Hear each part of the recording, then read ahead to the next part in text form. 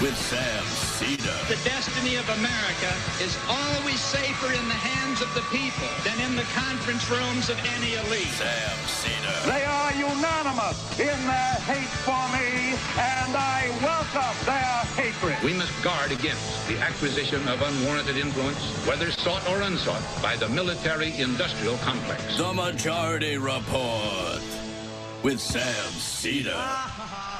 Ever get the feeling you've been cheated?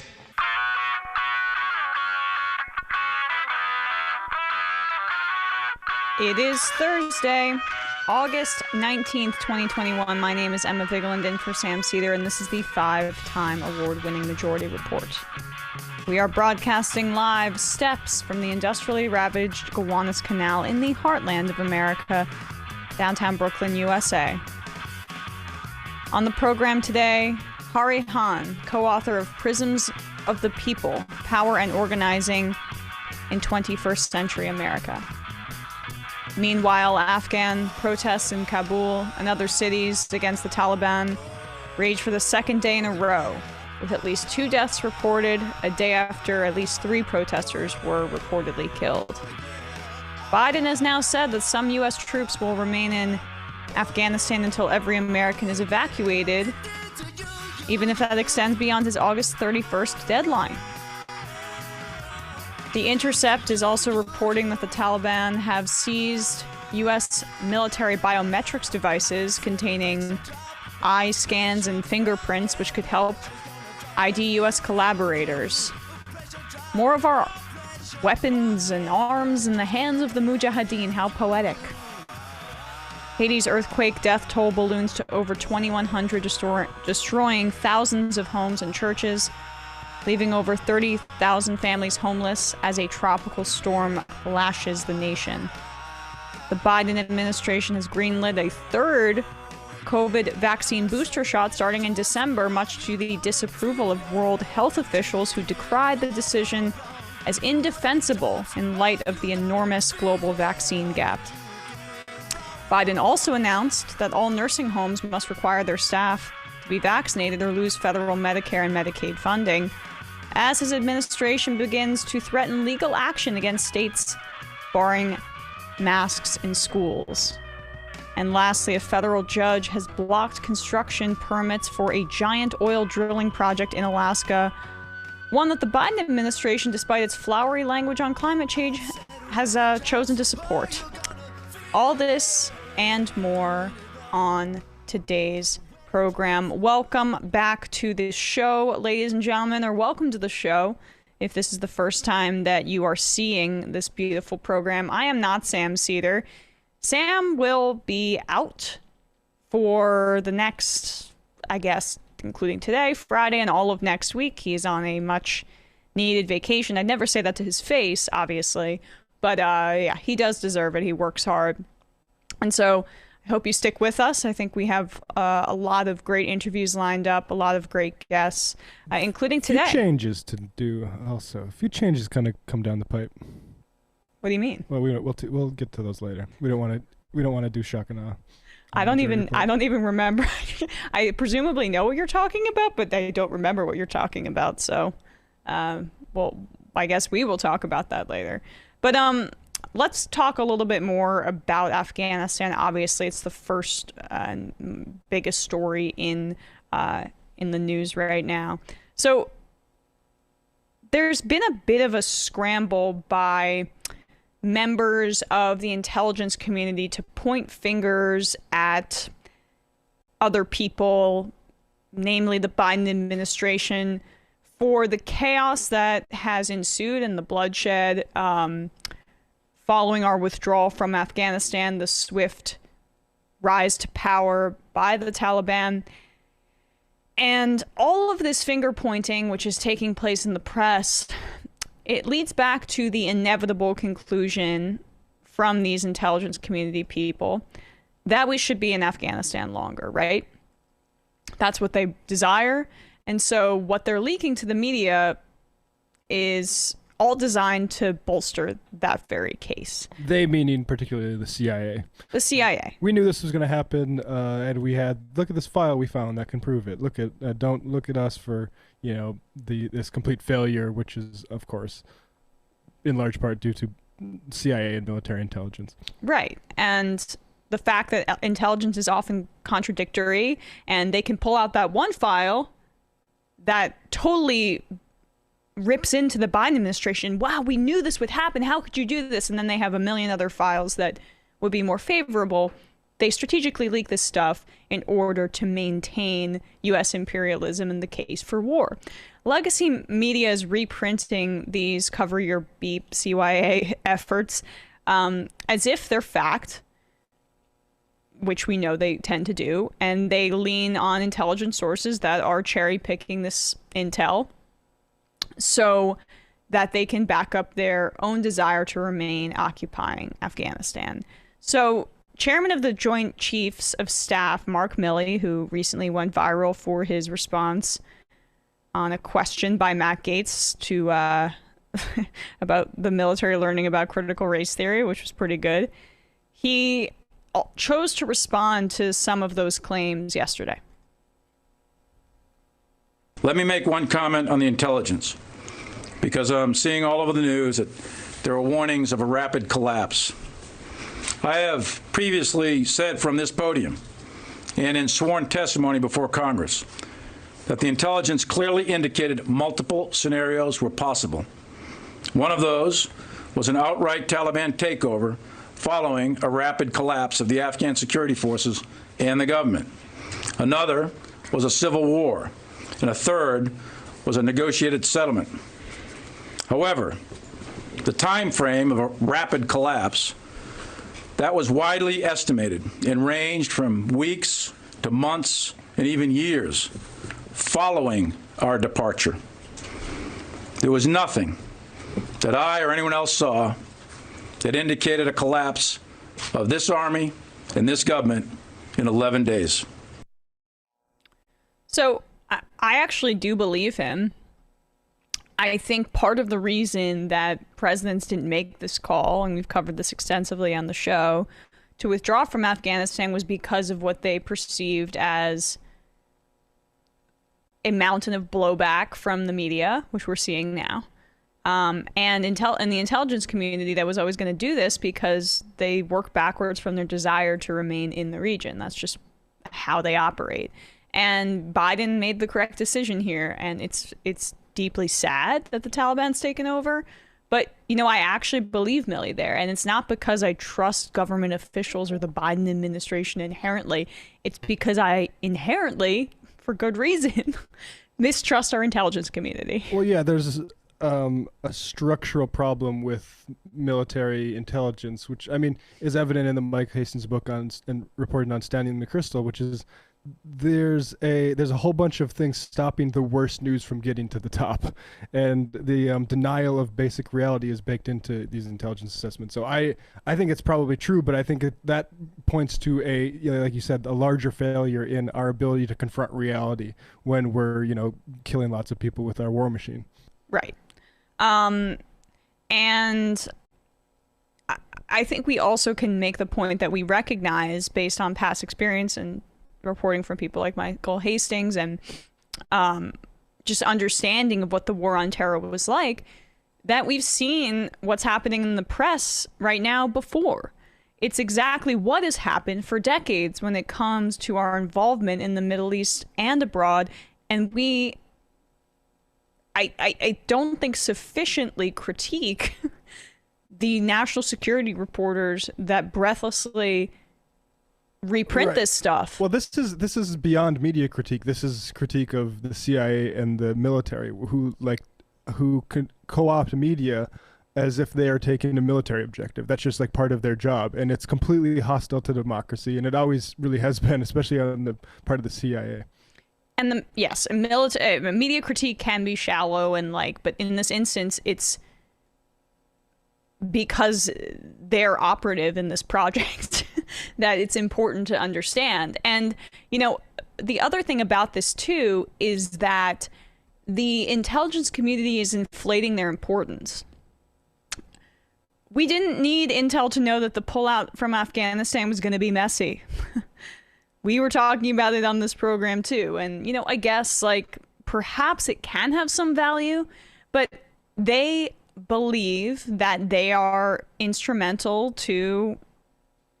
The whole problem with Afghanistan is like people like the CIA and of course like Soviets have been empowering warlords in that country for decades and decades and decades, and that's not a good way to, for instance, see an improvement for a lot of women in any kind of country. And that was what they were doing in Afghanistan for decades at this point. That was a part of like the American backed financed government that they were upholding there. And so like they have self-interest. These are their jobs. They want to see some of this stuff through. It's also human, but the human element is propping up something that's psychopathic. Yeah, and I just think like Jim Sciutto of CNN NatSec reporter tweeted this out yesterday. Too many times I've witnessed the U.S. military attempt to dutifully carry out difficult and dangerous missions left to them by the miscalculations of civilian leaders.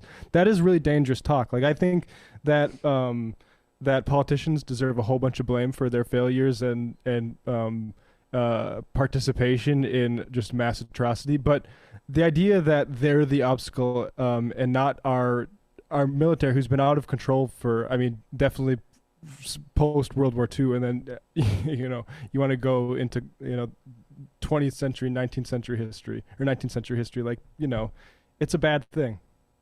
Yeah, it should not be a part of modern society that we're deferring to the wise leadership of military officials over elected officials and saying that that's what gets in the way. Like literal professional assassins. That's who we're prioritizing over civilian leadership. Right. And that's like a scary assumption that underlies a lot of the fall of major democracies and governments throughout the world when you give credence to military leadership. And I know that seems ironic given the fact that we just played a clip from Milley there, but you know, the context is everything. Right, exactly. The context of Milley saying that. He said that, I mean, that's another kind of dangerous thing Milley does is he blames the press there. Say the CIA, Milley. Like that's who's actually leaking that stuff to the press. Well, yes. We have a problem with naming our intelligence community, the CIA, the FBI, in their role in some of these outcomes. And a lot of that is because there's a fetishization of what they do when I think a lot of our viewers understand the reality of what they do and how much destruction that they have caused throughout the globe and domestically as well. We are going to take a quick break, very quick break. And when we come back, we will be joined by Hahrie Han, the author of, or co-author of, I should say, Prisms of the People, Power, and Organizing in 21st Century America.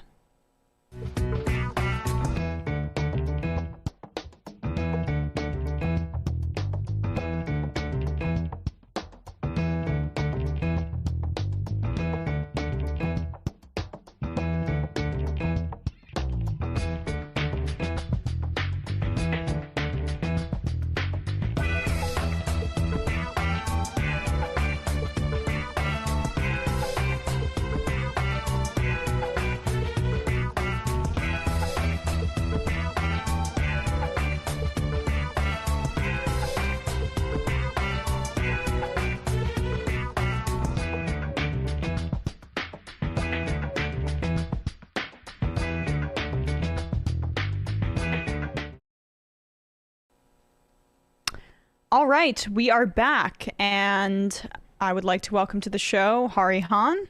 She is the co-author of Prisms of the People, Power, and Organizing in the 21st Century America. Hahrie, thank you so much for your time today. Thanks so much for having me.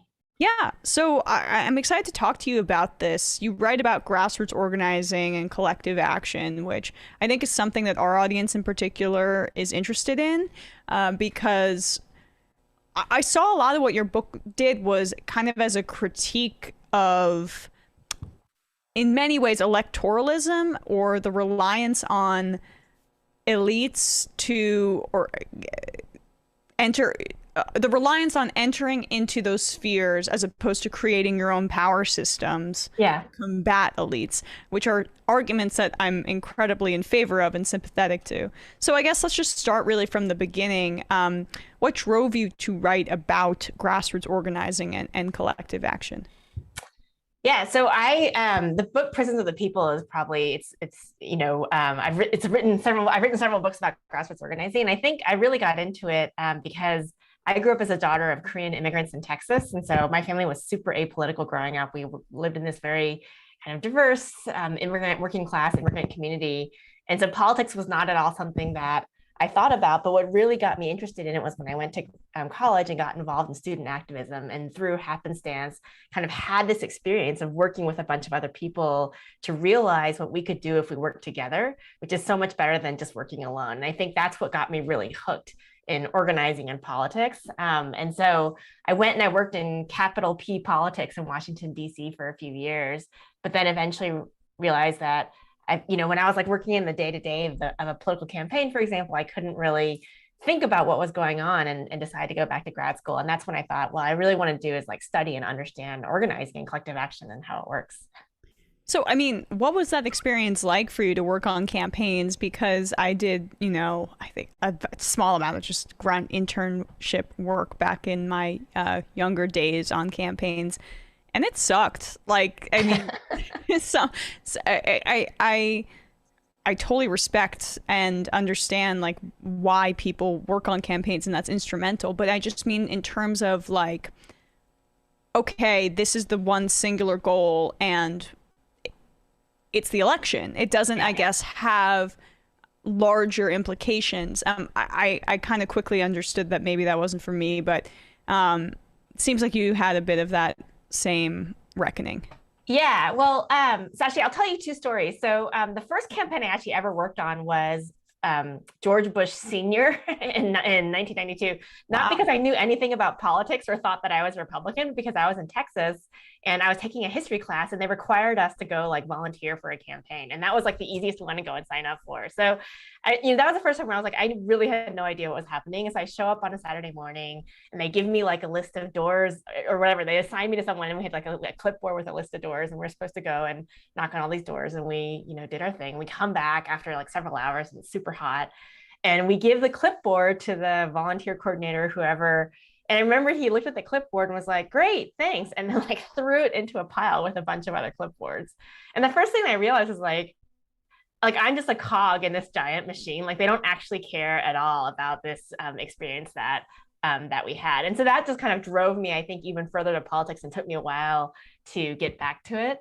But when I, then in 2000, I worked on Democratic presidential campaigns and had a much better experience. Like in that sense, I was working as staff and, really remember that experience that I had in high school and tried to always think about like, how are we cultivating these experiences from volunteers who are coming and trying to actually be a part of the bigger campaign. But so I think we did that, but I will admit, I think like you, like it always felt like an uphill battle, because the world of politics is super transactional and it's really hard to feel like you're actually doing something valuable and that you're actually part of something bigger. And I think that's what drove me to want to get more involved with more kind of movement work or grassroots organizing work when I went back to grad school. Can there be campaigns that are a bit more, movement adjacent or sympathetic to that? I mean, of course, the Bernie Sanders campaign on a national scale comes to mind, but progressive candidates that are fundraising from small donations that I never was able to work on that kind of campaign, but I covered them. That has shades of a lot of what you talked about in your book, I would imagine. Yeah, to me, the big question is, what is the campaign leaving behind? So a typical campaign, it's like you burn through all these resources, including human resources, right? Including people, both staff and volunteers. And then come election day, win or lose, everyone's out of there, right? And there's nothing left in the community. Yeah. And to me, a community that is a campaign that is working in movement adjacent ways, like the Sanders campaign, I think portions of the 2008 Obama campaign, like I think we have examples in modern history, are ones where when the campaign ends, regardless of victory or loss of that particular campaign, there's something left in the community that lasts beyond the candidate and beyond the campaign themselves. And to me, that's the mark of a movement that makes it different from the transactional political world that dominates elections. Well, I mean, but I have so many examples, right, to contrast. So take the Kentucky Senate race against Mitch McConnell, right? Mm-hmm. Charles Booker was a grassroots candidate, and he got close, but he didn't win the primary against Amy McGrath, who lost in very convincing fashion to Mitch McConnell in the general election. That was such a missed opportunity in my view, even though Booker is running again against Rand Paul, to make something that lasted in a campaign as opposed to something where a ton of money flowed in from Chuck Schumer's fundraising apparatus. And like the emptiness of that, I could feel it from here in New York. Like that was just such a stark example of the dynamic you're talking about. I 100% agree. And I'll give you another example that broke my heart personally because it was in Texas, was Beto O'Rourke's campaign. When he ran for Senate, came really close to defeating Ted Cruz, had generated so much grassroots energy across the state. And if they had been able to harness that to rebuild the capital D Democratic Party politics in the state, then that would have potentially had much bigger ramifications, right? If Texas turns blue, that has much bigger ramifications for our politics. Well, we saw it succeed in Georgia. We saw this exact dynamic. I mean, Stacey Abrams' campaign set up the infrastructure for what we saw today. Exactly. Yeah, because she had lost, right? Like people forget that, but she had lost her. Or I mean, we can debate whether or not she lost, but even if she, regardless of whether or not who got the most votes, she was not seated as governor, let's say. Yes. But she took that infrastructure and she turned it into something so much bigger that has had these huge impacts in our national politics. And imagine if Beto had done the same, with his losing Senate campaign. Yes, we'll never know. He ran for president instead, and we all saw how that turned out. Right. But I guess, because your book is more focused on organizing outside of elections, we can, talk less about some of those elections. You open your book using the example of Arizona SB 1070, kind of a lens to through which you're looking at this. What struck you in particular about that fight?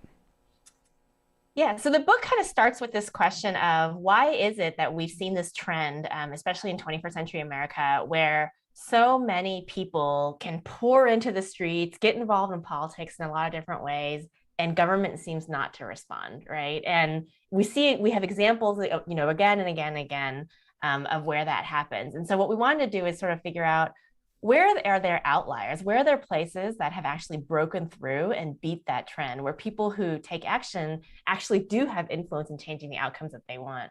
And the reason why we were interested in Arizona was because over the decade between 2010 to 2020, roughly, when we were doing the research, a lot of the immigrant rights groups that emerged from the fight around the pushback to SB 1070 that happened in 2010, they were able to kind of change the politics of Arizona. And we finished writing our book before the 2020 election happened.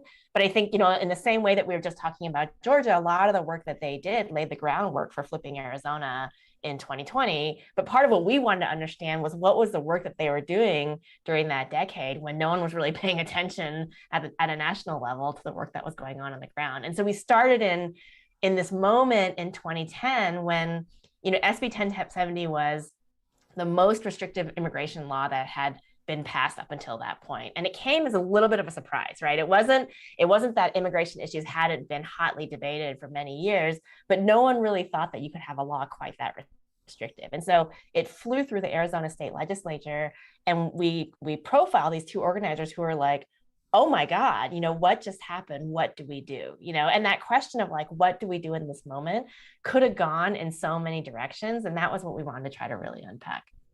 So, I mean, then talk about the fight, I guess, in particular, too, because you also talk about the flip side of what happened in Arizona with Proposition 206. I guess you can talk about both of those examples and how they were instructive.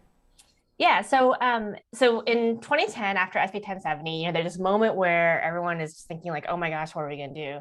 And if you think about like, if we were to just think about the transactional political world electoral world that we were just thinking about, like, what would people say, right? They might say things like, well, we're trying to get then Governor Jan Brewer to not sign this bill. So let's. And for people that don't know, what was the bill? The bill, so this is the Show Me Your Papers law, which is a really restrictive anti-immigration law that, essentially authorized, local governments to, violate the rights of immigrant communities all over the state. And so, the instinct in a lot of cases could have been like, okay, let's start a petition. We'll get like, millions of people from across America to sign these petitions to try to get Jan Brewer to not sign the law, right? We're going to try to raise all this money and have these big call campaigns to the governor's office or the state legislatures or different things like that. We're going to boycott Arizona businesses, right? These are the kind of strategies that people fall back on. And I think, what these organizers did, which is so interesting, is they said, you know what, like what we want to do is we want them to see our faces, right? Like they wanted to humanize that fight. And so what they ended up deciding to do was essentially organize a vigil on the State House lawn that started out as 4 people and grew to like hundreds of people. And it didn't have the scale of a petition campaign or something like that. But what ended up happening is that they sustained that vigil for over 100 days. And that vigil became this crucible of leadership development and relationship building that then laid the foundation for the decade-long fight that came afterwards, right? So I think it's conceivable that we could say that Arizona 2020 wouldn't have happened if that vigil hadn't happened, if they hadn't spent 3 months, there. And an example of the kind of work that went on there is there's this great story of when Sheriff Arpaio, who's a notorious, very strongly anti-immigrant sheriff in Arizona. So this is when he was still in office, and he came at some point out to the vigil, and he was going to try to get them to leave the lawn and exert his authority in different ways. And there was a group of Latino women who were in a prayer circle at the time, and he comes and starts trying to push them away. And this woman turns around and she walks up to him and she puts her hand up in his face and says, respect, like we're praying right now, And so it's just a sort of small story of the way in which people who are at their most vulnerable were able to realize their own ability to stand up to power. And then that vigil didn't achieve its short-term victory in the sense that SB 1070 did pass, but that laid the groundwork for all the work that came thereafter. And like that was part of the, similar to what we were talking about before, is that win or lose, what does the campaign leave behind? Well, that vigil left a ton of things behind in a way that would have been really different had they just done a petition campaign or something like that. Well, I mean, you've talked about petition campaigns or boycotting campaigns, right? Like, a lot of that to me seems more passive. And I think boycotts can actually, I mean, of course, I'm a supporter of BDS, for example. They can have enormous power, but say like a national saying, oh, we're, what we're seeing what we saw a little bit in Georgia over the voting rights bill, the restriction. Like, I don't know what that does. I think it allows people to feel like they're participating in activism without doing so.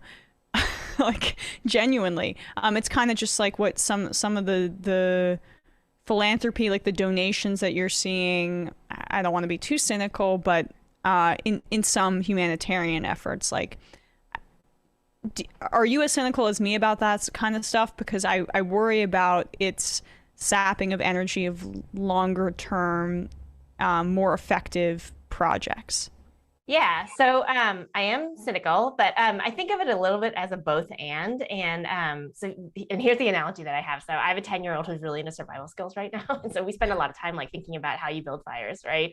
And so one of the things that you learn if you're trying to build fires is that if you like go out and try to, light a match on all these big logs, like your fire is going to die, right? Like instead what you have to do is you light the match on the tinder, which heats up the kindling, and the kindling heats up the fuel logs. And that fuel logs are what sustain the fire over time. And to me, the kind of things like a large scale petition, a big boycott, things like that, those are the fuel logs.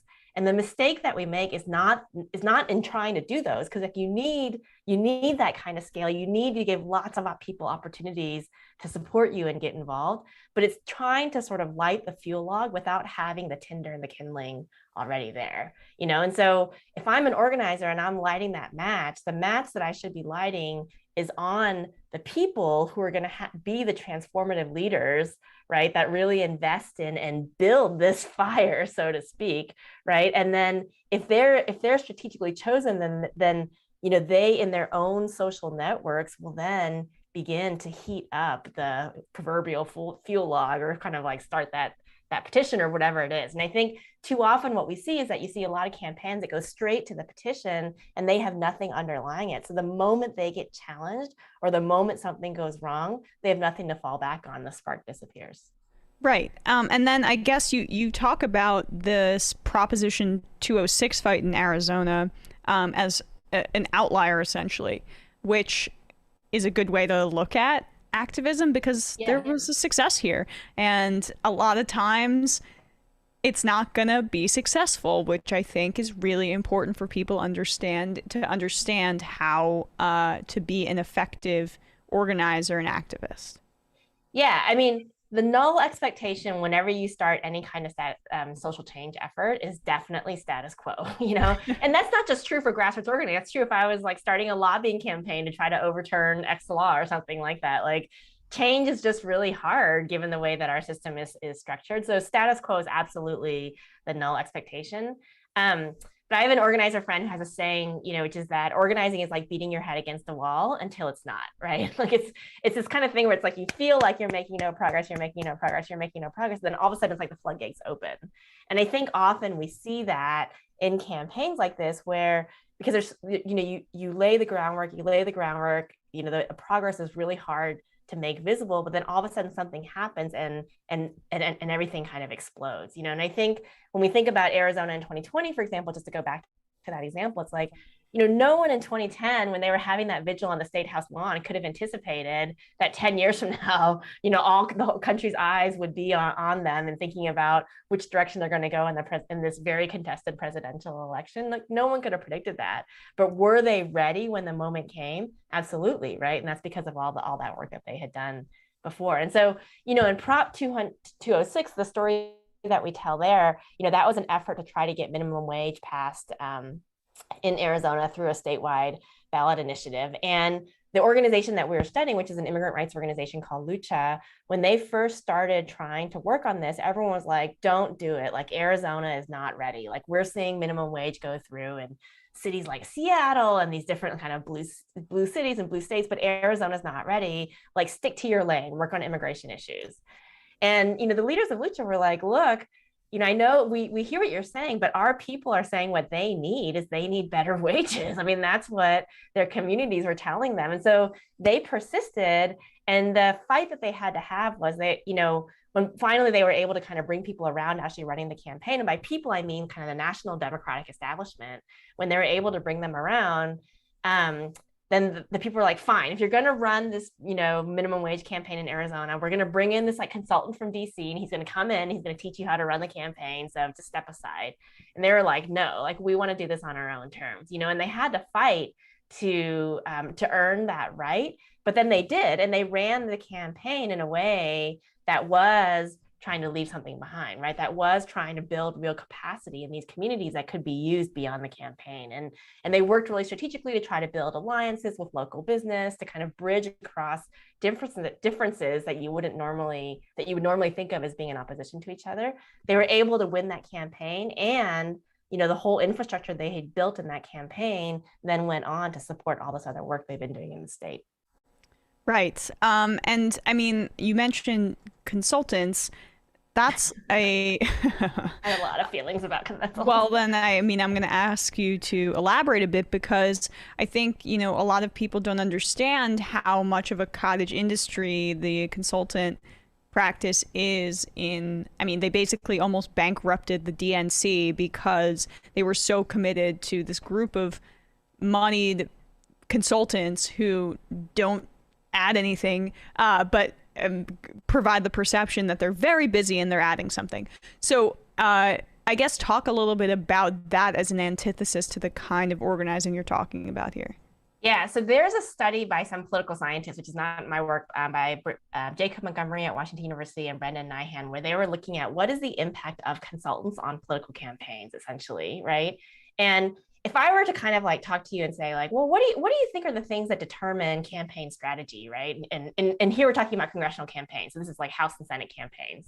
And you might say things like, well, is there an incumbent in office? Is it a red state? Is it a blue state? Is it a swing state? You know, I mean, things that we can kind of anticipate as being the typical things that we would think of as determining campaign strategy. And what they found was that when they looked at a bunch of, I think it was House and Senate elections, and they tracked what the sort of variation in strategy was, the single most predictive factor of what kind of strategy your campaign used was not whether you were in a red state or blue state, whether you were having, it was an incumbent or an open seat or, you know, any of these other factors that we might think about. It was which consultant you hired, right? Which is crazy. Like, it kind of blows my mind, right? Because what it means is that these consultants kind of have these formulas that they go, and whether they're working in a red state or like, no matter where they're working, one size fits all, right? It's a one size fits all kind of thing. But then these, you know, if you're a candidate, and let's say you're an insurgent candidate and you're saying, I want to try to run a different kind of campaign, then the first thing that you hear, and this is kind of what happened in Prop 206, is everyone says, you can't do it. You know, you can't do it alone. You can't do it your way. You need to hire these people that have experience, and they come in and they have a formula, you know, and they teach you how to do it. And I think that there's a real kind of chokehold almost on the way that a lot of politics are run because of that consulting industry. Now, I should just qualify. It's not to say there aren't some great consultants out there. There are, who do amazing work, but it's really hard, I think, for new people to break into that world and be able to differentiate between who's selling me a bag of goods and who's doing really good strategic work here. Yeah, and I think part of that is a sapping of the agency of people, right? Where they kind of make you feel like there are so many barriers to entry. And of course you don't understand how to do this campaign, silly person, right? And often that's very gendered and racialized as well. Like, there's a ton of disincentives and a lack of encouragement when talking about these grassroots campaigns, because there's this understanding from a lot of people in politics that you can only do it if you have this knowledge base. And so it causes people to make pretty bad decisions when oftentimes, especially progressive candidates, have a fairly good understanding of what their community is yearning for. Yeah, no, I think that's exactly right. There was a study that was done by, I can't remember exactly what year, but it was within the last decade, an organization that looked at the racial background of consultants hired by the Democratic Party and Democratic Party candidates. And it was something like over 95% white. You know, and so there's a mismatch between the people who are doing the consulting and both the candidates and the communities on the ground that they're seeking to reach out to, and it creates all the distortions that you can imagine. I think the other thing is, you know, in thinking about the book that we were working on, like, one of the things that we wanted to really understand is this question of, you know, in this moment of like disaffection, when everyone hates politics, right? How was it that these organizations were able to help people feel like they could be architects of their own future? And that's like the opposite of what the consultant does, right? Where they kind of come in and say, you can't design your campaign and you can't design your future. Like, you need to leave it to us. And I think too often people have the sense that like, oh, politics is for the professionals. Like, you know, I can't actually have some say in what goes on in my community. And that was the opposite of what we found in these organizations. So, and then also, I guess you talk about another example. You talk about another example from Virginia with the new Virginia majority. That was another really interesting case. Explain that to our audience, if you could. Yeah. So Virginia, for a long time, had some of the most restrictive voting rights laws for returning citizens in the country, and so I think they were ranked like somewhere down at the 49th or 50th, like with Kentucky, in terms of how restrictive they were. And for a long time, there had been a coalition of organizations, New Virginia Majority, which is the one that we profile, but also the Virginia Organizing Project and other organizations in the state that had been working for a long time to try to restore voting rights to returning citizens. Because what was happening is that because Black and Latino communities are so disproportionately incarcerated, that meant they were effectively left out of the electorate as well, because they weren't able to renew their citizenship once they came out of office. And so they have worked with both Republican and Democratic governors for many years. Like, this had gone on for a bunch of years. And finally, it was during the McAuliffe administration when the governor essentially has this right to effectively issue these pardons that would open up voting rights to all these returning citizens. And he issued like hundreds of them, in a way that that enabled basically a big portion of the Black and Brown community to start to vote again. But what was really interesting about that was that we were trying to figure out, like, well, how did this happen? How was it that because if you look at public opinion in the state, support for voting rights had not shifted, and the political calculus for governors like Terry McAuliffe hadn't really shifted either. And so why was it that they were suddenly able to make this big shift? And so much of it had to do with the work that groups like New Virginia Majority, Virginia Organizing Project had done to kind of build constituencies in communities among people who were willing to kind of come to the state house and really hold elected officials' feet to the fire, right? And also have the back of elected officials when they went out on a limb and kind of took a risk on different things. And one of the really interesting things that we found was that one of the kind of key leaders in New Virginia Majority is a woman named Tran Nguyen, who's like really talented organizer. And I remember, we spent a day kind of shadowing her in the Virginia State House, and she's had these incredible relationships with these elected officials throughout. And I think that was one of the things that we really learned that was interesting, is that unlike the big kind of newsworthy protests and rallies, like, so much of this work in terms of shifting the political power in favor of these organizations happened through this kind of negotiation. But that negotiation had to be grounded in the work they had done in the community. What do you do, though, when they won't even take your calls? Like, I mean, there was a report that came out of Arizona, to bring it back, about how Kristen Sinema just doesn't even take calls from organizers on the left, immigrant rights, for example, groups in Arizona. Like, how do you move the unmovable? Yeah.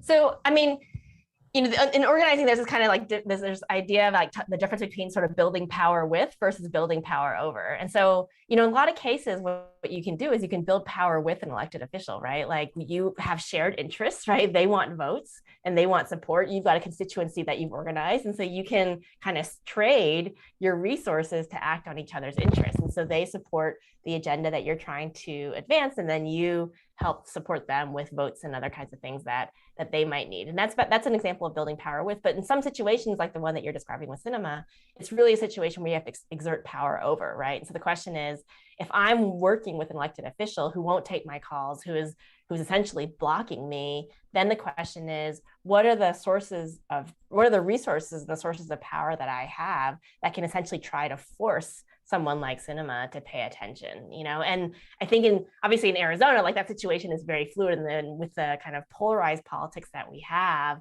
it's really hard to kind of figure out how to break through. But I think one of the things that we were really struck by is that in all the organizations that we studied, these organizations were working, across partisan lines, across kind of like business and not, low-income communities, like all these kind of differences that we would normally think of as being opposites. And they built these coalitions in order to be able to negotiate for power in the ways that you're describing. Yeah, I really like that focus in your book on focusing on creating independent power centers. And I mentioned this earlier, but outside of gatekeepers like herself, or even within the K Street, Washington traditional lobby, building a power center that is in Oklahoma, that is in Texas, that is in, Montana, whatever the case may be. That is, I think, instrumental, but it's harder and it takes a while. I'm just wondering if you could talk a bit more about having a long-term strategy within short-term goals, because I think in the wake of Bernie Sanders' campaign failing in 2020, there's been a lot of misplaced energy in some ways, and not really a fully formed understanding of the long, hard work of change and progress. It's not linear. There's huge setbacks, and then there's largely incremental gains, and then the occasional huge gain, but that's pretty rare. I'm just wondering what your take is on how to incentivize that marathon mentality. Right. So, so a couple things. So maybe I'll just like start with a historical story, and then kind of start, and then I think it'll link back to your question. So, there's this woman named Frances Willard, who at the turn of the 20th century, she was like a real warrior for against domestic violence. Like she was really concerned about domestic violence. This is like the late 1800s. And at the time, she was trying to look around and figure out, like, what can we do to stop domestic violence? And she figured out, like, well, the big problem is what happens is that men go out to bars and they get drunk and they come home and they beat their wives. And so her solution was, if I want to stop domestic violence, what I need to do is ban alcohol. Okay, which I am not advocating, by the way. And so she starts this campaign to ban alcohol, which eventually succeeds in passing the constitutional amendment that banned alcohol for a period of time in the early 20th century, right? And so the question is, like, how do you go about like passing a constitutional amendment? Because it's actually really, really hard, right? You have to get 3/4 of the states to sign on. You have to get super majorities in state legislatures and in the National Congress, like all this kind of stuff. And so the way that she did it was, she went all over the country and she would try to recruit people to her cause, and the first thing that she did was she would say, if you want to join my cause, the first thing you have to do is like take a personal pledge to sign off alcohol, right? To sort of, show us that your values are aligned. But then the second thing you need to do is you need to get together with a group of people in your community and try to shut down a bar, right? And it doesn't matter if you win or lose, we just want you to try, right? And if you know anything about how a constitutional amendment is passed, whether or not Joe's bar is open in any town USA is completely irrelevant to whether or not that constitutional amendment gets passed, right? But the reason that she was doing that is she wanted people to have the experience of collective action, right? Well, of learning. Sorry, not to interrupt, but not just people, but women who had not been given the right to vote at this point and who were finding agency in the suffrage movement. Totally. So women who were not used to having their hands on the levers of change, she was showing them that they could like work with other people, right, and learn something. And so it didn't really matter whether or not you were successful. It was more that you had that experience. And then once you did that, she would invite you to join the national movement, right? And it became this kind of like big thing. And of course, as soon as they passed the constitutional amendment, they realized that we actually really do like our alcohol, and they passed it back the other way. But to me, the bigger point of the story is this question of, when you ask that question of, well, how do you do work in the short term that builds capacity for the long term? Like the question that I like to ask organizers is, what is your Joe's bar? What is that thing where you're giving people this experience of putting their hands on levers of change, of learning that if they work with each other, they can do more than they can by themselves, because that's always going to be with them, win or lose, right? And so it took decades to pass this constitutional amendment, but they had built this continual capacity over time. And so I think that we see that trend again and again and again, is that the most successful social movements throughout history always have some form of that Joe's bar. It can be in a church, it can be in a gun club, it can be, in an immigrant community fighting to protect families from deportation, right? I mean, it can be around police shootings. I mean, there's like so many sort of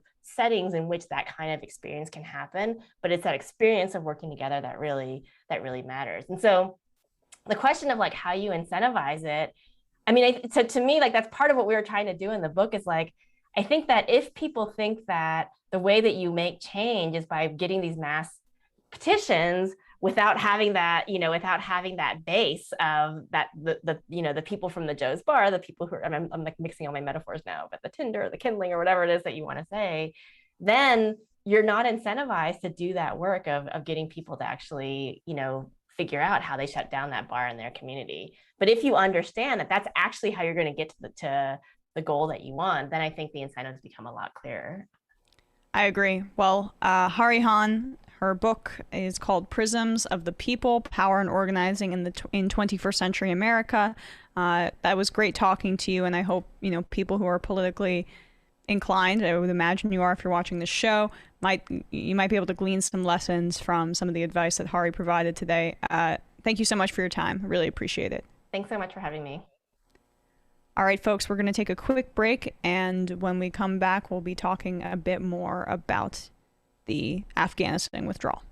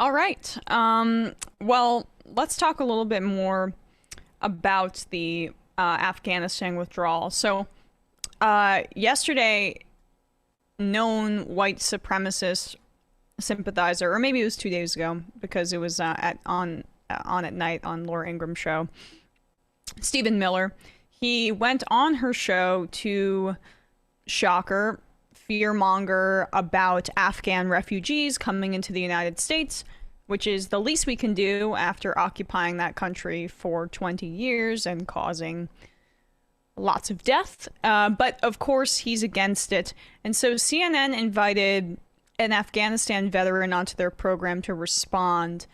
And I thought it was pretty interesting. I will say this is kind of something that outlets like CNN really love to do, because they just really like the concept of military officials pushing back against Trump officials. It's a theme we saw throughout the Trump administration.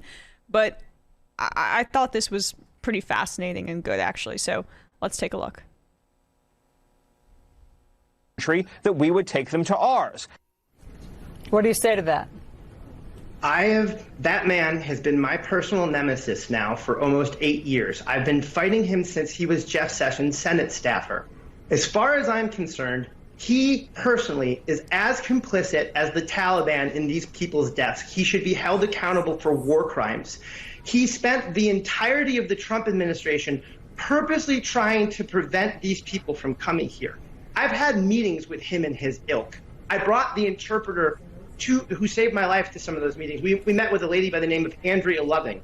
She's the deputy counsel for the House Judiciary Committee for the GOP. Janice and I were sitting in a meeting with her. She is Stephen's counterpart at the time in Congress. And we were debating about whether or not Congress should allocate more visas for these people.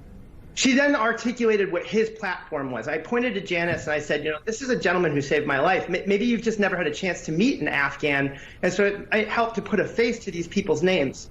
And they looked at me and they said, you're doing nothing but letting Islamic fundamentalist terrorists into our country, and it's our job to stop you. Wrong. These are our people. There is no us and them. There's just an us. And you know what? Stephen Miller never wore a uniform a day in his life. He's a privileged little brat. He ought to be held for war crimes. I can't stand that man. I can't believe that you're even giving him any more airtime. That's the reason why that guy's views continue to get publicized, is because the media keeps putting him out there. That guy doesn't represent America. He represents the worst of us. What's going on right now, however, is the best of us. I'm currently involved with a massive airlift planning operation from my living room. There are veterans all over the country who are organizing a digital Dunkirk. We are not getting any sleep. We are determined to see our people get out, and we're not going to rest until we do it effectively and efficiently, and most importantly, until we take them all. But people like Stephen Miller need to just sit down and shut up, because he has been part of the problem for too long. Matt, So I thought that was powerful and interesting in a variety of ways. Stephen Miller prosecuted for war crimes. I mean, that's like an interesting perspective. I mean, let's not stop there, but I mean, we should, there should be a definite war crimes tribunal for what happened there. My point is that he's not on the first, he's a white supremacist, but he's not the first on my list of people who need to be prosecuted for war crimes. There were a lot of people who had a lot more power, including George W. Bush, including Obama, who committed war crimes, including Trump, who committed war crimes, who might be a little bit higher on the list. Dick Cheney, Donald Rumsfeld, a variety of other actors and characters who should be on, although Don Rumsfeld maybe posthumously. But regardless, I did like what he said there, because, look, the way that people like Stephen Miller see their role in America is, of course, like preserving white hegemony, but they talk about Islamic extremists. They kind of see that as a parallel ideology for them, because they are white Christian fundamentalist extremists in this country, and so they characterize all Muslim people under that same banner in order to fuel their us versus them project, which hides their own extremism because it gets people to say, I'm on this team or whatever. The outrage there is justified, given, I would imagine, some difficulties with him that veteran there, Matt Zeller, grappling with why the hell we were even there and why he was even there. Yeah, I mean, if we're going to limit our analysis to the withdrawal from Afghanistan and what the failure was at, and not get into like the occupation itself, but just the withdrawal, the failure is the lack of, accommodation to get people out of there safely. And that is entirely because of Stephen Miller and just his explicit, objectives as a person in public life. But also the Democrats have been too afraid, and they've basically allowed him a veto, and they should stop being so afraid of letting refugees into this country. Absolutely. I mean, before this, Biden was completely, I know he's updated his stance for Afghan refugees, but he was too afraid to let in more refugees because they fear of like this blowback from the Miller types and the Tucker Carlson types who are going to call you a sympathizer with the cause. And they're also worried about the message it would send to other refugees from other parts of the globe. And this is part of like that deterrence thing where they say like, don't come here, right? Like this is well, we if we're going to say that all of the nations that have been touched by U.S. imperialism and our death squads and our military interventions, that they have a right to come here because of what we've done to their nations, wow, that's a slippery slope. So that's exactly right. But unfortunately for our Peacock audience, we are out of time. And we will see you tomorrow which is a Friday. That is the day of the fry. Interesting end for me. I don't really. That is a funny way to end. Yeah, well, I hope you guys love it. This is what you're gonna get for the next 6 shows. So we're gonna head into the fun half shortly. Matt, though, I know Left Reckoning happened on Wednesday. You have some Patreon content, I imagine. Yeah, we had a Harvey K on live last night. We talked about Afghanistan a little bit, and also Biden's 200 days and why he basically all that FDR talk was a little bit premature and a bit silly. And then we also did about a half hour on Mark Levine, which was, I think, a bit of an odyssey. I've never done a big deep dive into Mark because he's very unpleasant to listen to compared to like Donald Trump or Rush Limbaugh. Do your impression. That was pretty good. Of Levin? Yeah. Oh, it's kind of like this. The Constitution and it's Solinsky. And then the postgame was very fun. Harvey stayed with us, and I got him to talk a little bit about Tom Paine and his rivalry with John Adams, who turns out was a bit of a Mark Levin of his time. And Tom Paine was sort of the Solinsky to John Adams back then. He thought Tom Paine's overly democratizing philosophy was everywhere, and didn't like that because he was a bit of an aristocrat desirer himself. So patreon.com/leftreckoning to get that post game with Harvey, and check out our Mark Levin. If you have, I'm also curious to hear from people in their life who have like Mark Levin, like uncles or dads. I feel like that's the main demographic who's watching this.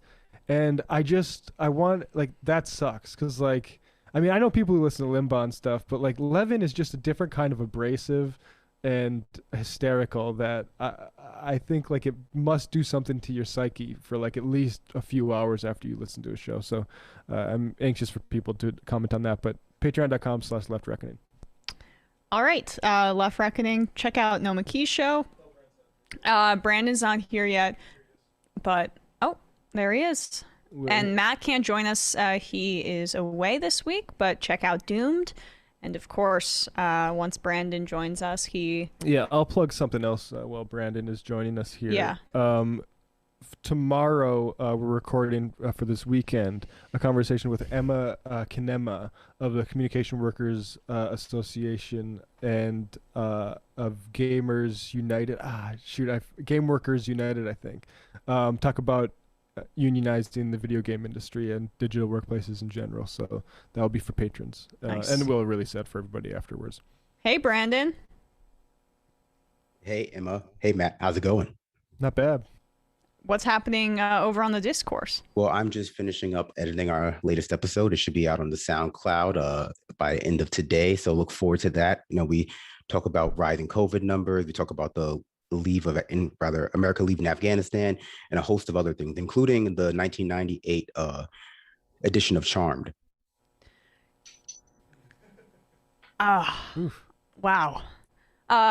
I do remember watching Charmed on sick days and over in the summers. That was like a fun show.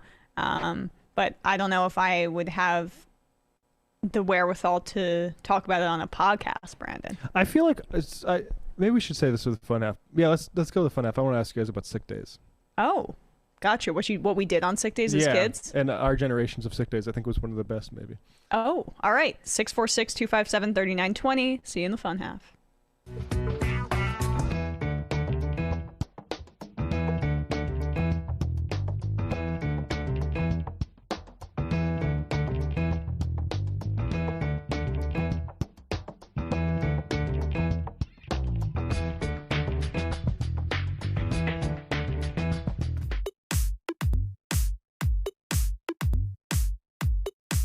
Left is best. Jamie and I may have a disagreement. Yeah, you can't just say whatever you want about people just because you're rich. I have an absolute right to mock them on YouTube. He's up there buggy whipping like he's the boss. I am not your employer. You know, I'm tired of the negativity. I'm sorry, I didn't mean to upset you. You're nervous? You're a little bit upset? You're riled up? Yeah, maybe you should rethink your defense of that, you fucking idiots. We're just going to get rid of you. All right. But dude, you want to smoke this joint? Yes. Do you feel like you are a dinosaur? That's some good shit. Exactly. I'm happy now. It's a win-win. It's a win-win-win. Oh, hell yeah. Now listen to me. 2, 3, 4, 5 times. 847-906-501-457. 2, 38, 56, 27. 1/2. 5 eighths. 3.9 billion. Wow. He's the ultimate math nerd. Don't you see? Why don't you get a real job instead of spewing vitriol and hatred, you left-wing Limbaugh? Everybody's taking their dumb juice today. Come on, Sammy! Dance, dance, dance.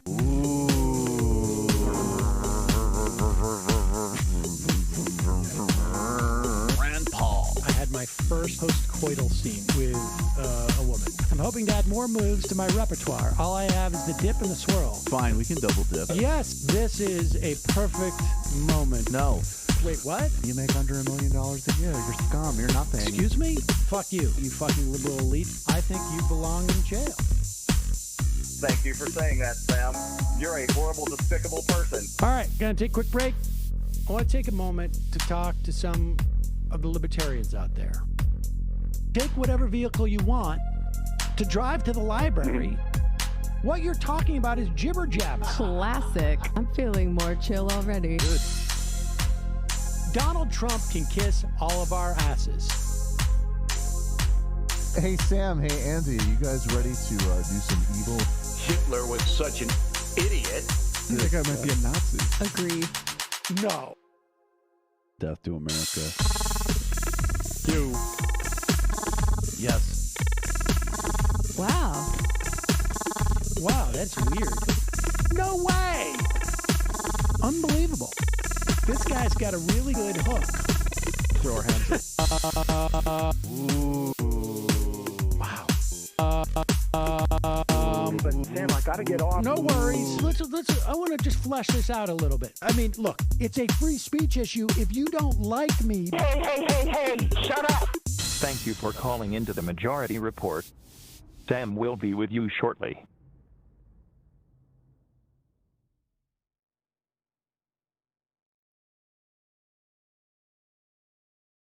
We are back. We're back. Brandon, how you doing? Did you really want to talk about staying home? Yeah, I mean, I think because of the way, frankly, television emerged, particularly in high school, was when I started getting more cable channels, that it was the best time to stay home for kids. There's so much to do. I mean, I didn't just watch TV. I also was a big fan of going into my basement and playing video games while listening to sports talk radio. But I feel like our options were just so much more, like Ferris Bueller's Day Off would commonly be on TV when I would skip school. And I thought there was some sort of like Truman Show style coincidence stuff going on there. But one thing about that movie is like they had to make their own fun when you skip school. But I don't know. I enjoyed just. I think like I watched a ton of VH1 and Me too. and like MTV. That was really Right. I remember a lot of the Newlyweds with. I remember a lot of Love and Hip Hop. Yeah. I would watch all of like the VH1 list shows, like the top 100 like one-hit wonders or 80s songs, or like I love the 80s or like I love the 90s. Like I would watch just hours and hours of like talking head programming on That's VH1. a certain kind of mid-2000s purgatory is when you're watching 3 straight hours of I Love the 80s. I think I would spend most of the time like playing video games or like playing flash games online. Like going on new grounds and playing like really shitty flash games or whatever. So like that was what I would do when I was sick, or like watch anime. I didn't really get into a reality TV show until like I was in grad school. So I used to like play Sims until I like almost passed out from lack of water or food. That was at that point, are you the sim? Because like that, you know. Right. Like I'm in the game, man. That's kind of deep. Man, there was no better feeling though than after you got your mom to call in sick for you at like 8:30 and you have the entire morning to just lay in bed. Yeah. And I faked all the time. Like I was always faking. Yeah. I used to, late in high school, the administrator used to just assume I tried calling in a few times just for myself, and she assumed it was my father because of the caller ID, and she knew him and my voice sounds like my dad's. And I said, yeah, Matt's not coming in today. And that's all they need to hear from somebody on the phone. And then I hang it. So thanks, mark me down. And I got to the point where they pretty much every quarter used to send that letter saying, hey, if Matt misses any more days, he's going to have to retake all these classes again. I was chronically late. I didn't necessarily miss a lot of days, not sufficient amount, but I was late a lot. I don't think I, pretended to be sick. I would just say that like nothing cures what ails me, like not going to school. Like the moment, I would say you could stay home. It's funny that how that cures the stomach ache, how that cures the headache, everything just goes away. Yeah, it's the rush of exactly. endorphins. Oh, the purity of that just cured you. Absolutely. Let's read some IMs. Emma's pirate impressions. Last time Sam took a vacation, Rush Limbaugh died. Which right-wing mouthpiece should we be watching over the next week plus? I mean, hopefully Tucker Carlson. I mean, they'll have COVID now, Well, it doesn't need to be a right-wing mouthpiece like Greg Abbott. Of course. He's got COVID. But the problem, Abbott dying would make some complications because he's been vaccinated 3 times, and that might lead to some anti-vax. Yeah, that's unfortunate. You can't message people like, well, it's probably because he's an old guy and his immune system isn't the strongest. Like the reason we get vaccinated is to protect the Abbotts, which is also not a great selling point. I will say O'Reilly looks bad right now. Like he looks very embalmed. So Bill O'Reilly? Oh yeah. He does look bad. I mean, he's almost in Dershowitz territory. Craven Moorhead, Emma, my girlfriend and I are both fully vaccinated, yet I cannot get her to take her mask off even if we are home alone together. I don't know about that, dude. Womp womp. Yeah, I'm sorry. You guys might have some tough conversations that you need to have. Cudlow's Trojan Slope? I don't know if that's a euphemism. Reinforcing the rights assault on school boards. See Oregon's own Newburgh School District. To think conservatives are actually worried about the Taliban's oppressive dogma as opposed to just being embarrassed at our glorious empire having lost is giving too much credulity to these idiots. That's true. Pro-vax. Maybe I'm wrong, but I think the old Majority Report hosted by a man was better. Emma is nice, but if I wanted to hear a woman's political opinions, I'd watch the Antifada or Janine Garofalo's stand-up special. The show has changed too much.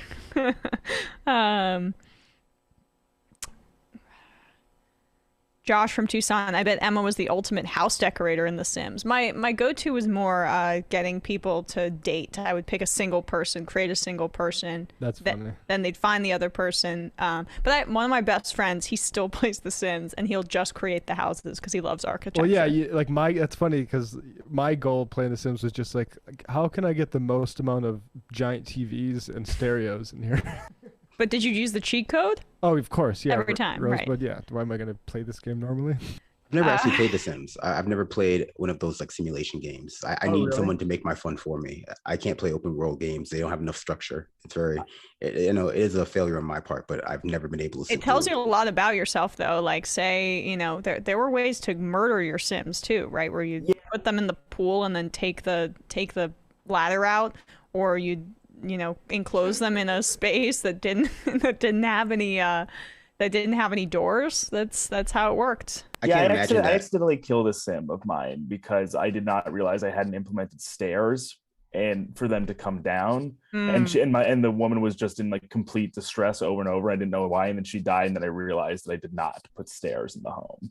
Yeah, I mean that's kind of dark. I mean, it's like they should have like a Sims like Bagram or Guantanamo where, because like the thing is you like make the people like literally just like sit there until they wet themselves. Like it's a very bizarre game. It really I mean, is. it really is kind of a analogy for the American housing market in some ways, and the failure of, you know, many places to establish any real building codes. So maybe we're just like fulfilling that prophecy on a smaller level. You know, Dave Rubin would really appreciate the lack of housing codes in Sims. It might be his exact kind of game. Everyone says that until you don't have a staircase in your house and you're trapped upstairs somehow.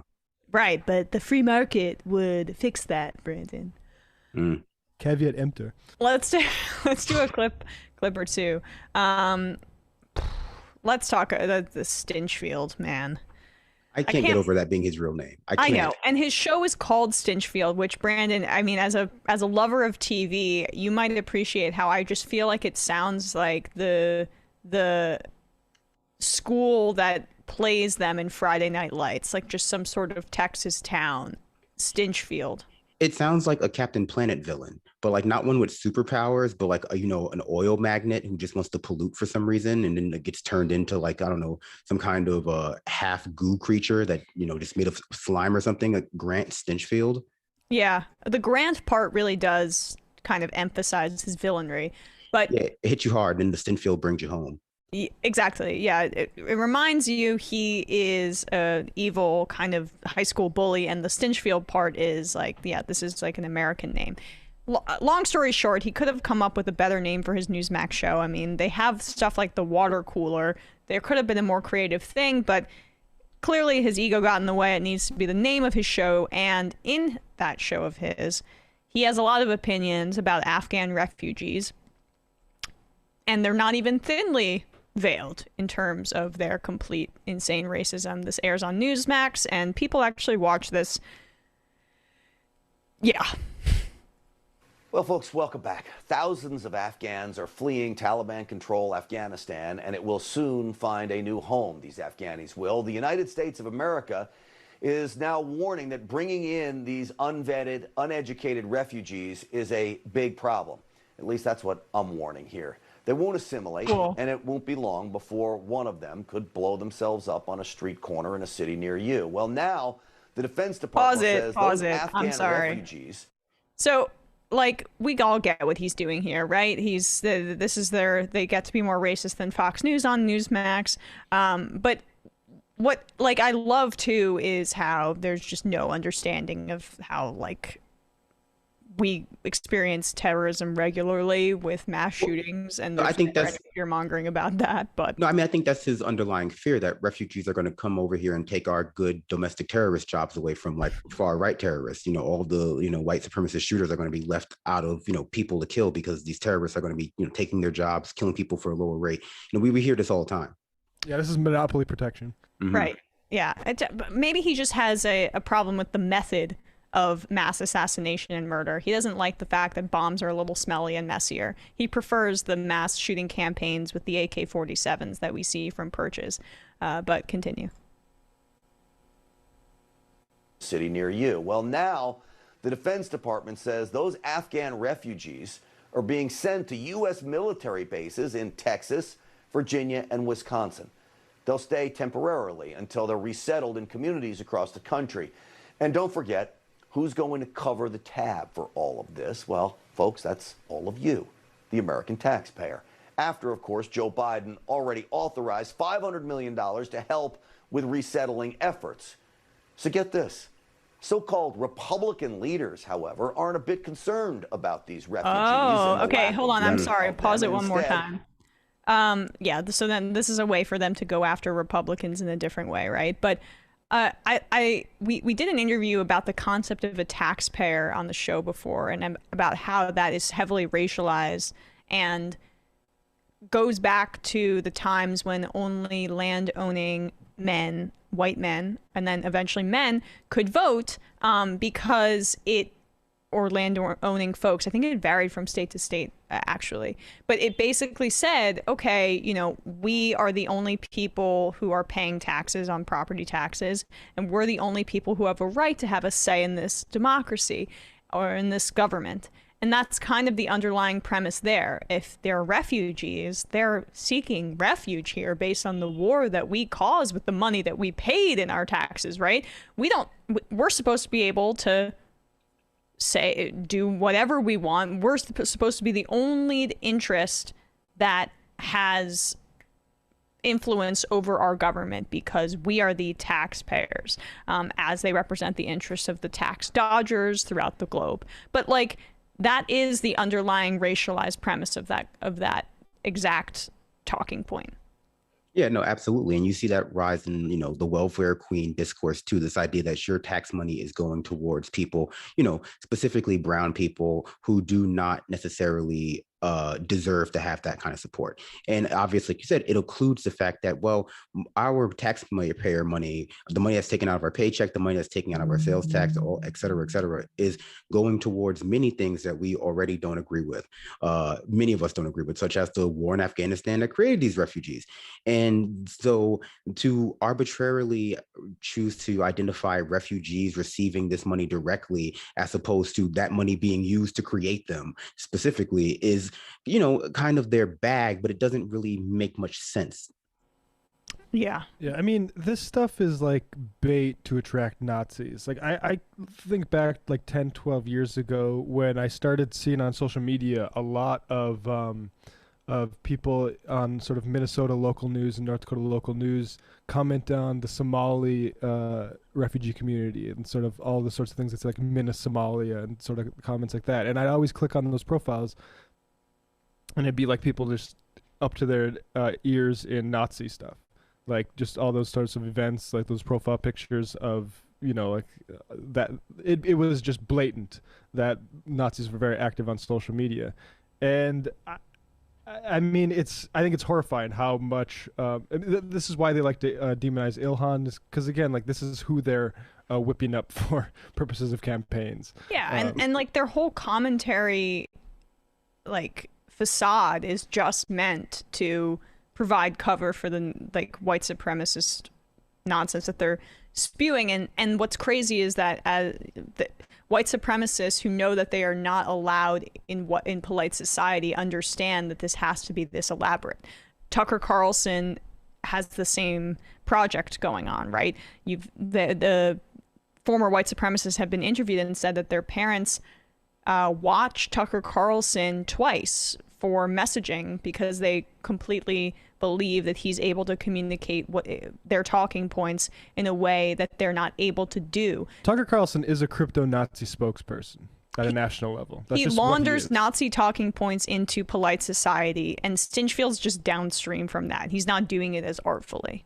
Yeah, no, it's definitely a whole ecosystem of people being led further and further right by, media properties that help legitimize each other, at least semi-legitimize each other. Just to jump in quickly, I know Matt wanted to jump in too. It's all, I think, well, not all, but partially in favor of just sowing this division, because what they're afraid of is what we've been seeing for the past, few decades, that the number of white people in America is shrinking as a result of influx of migrants, influx of, the increase in interracial marriage and mixed race relationships.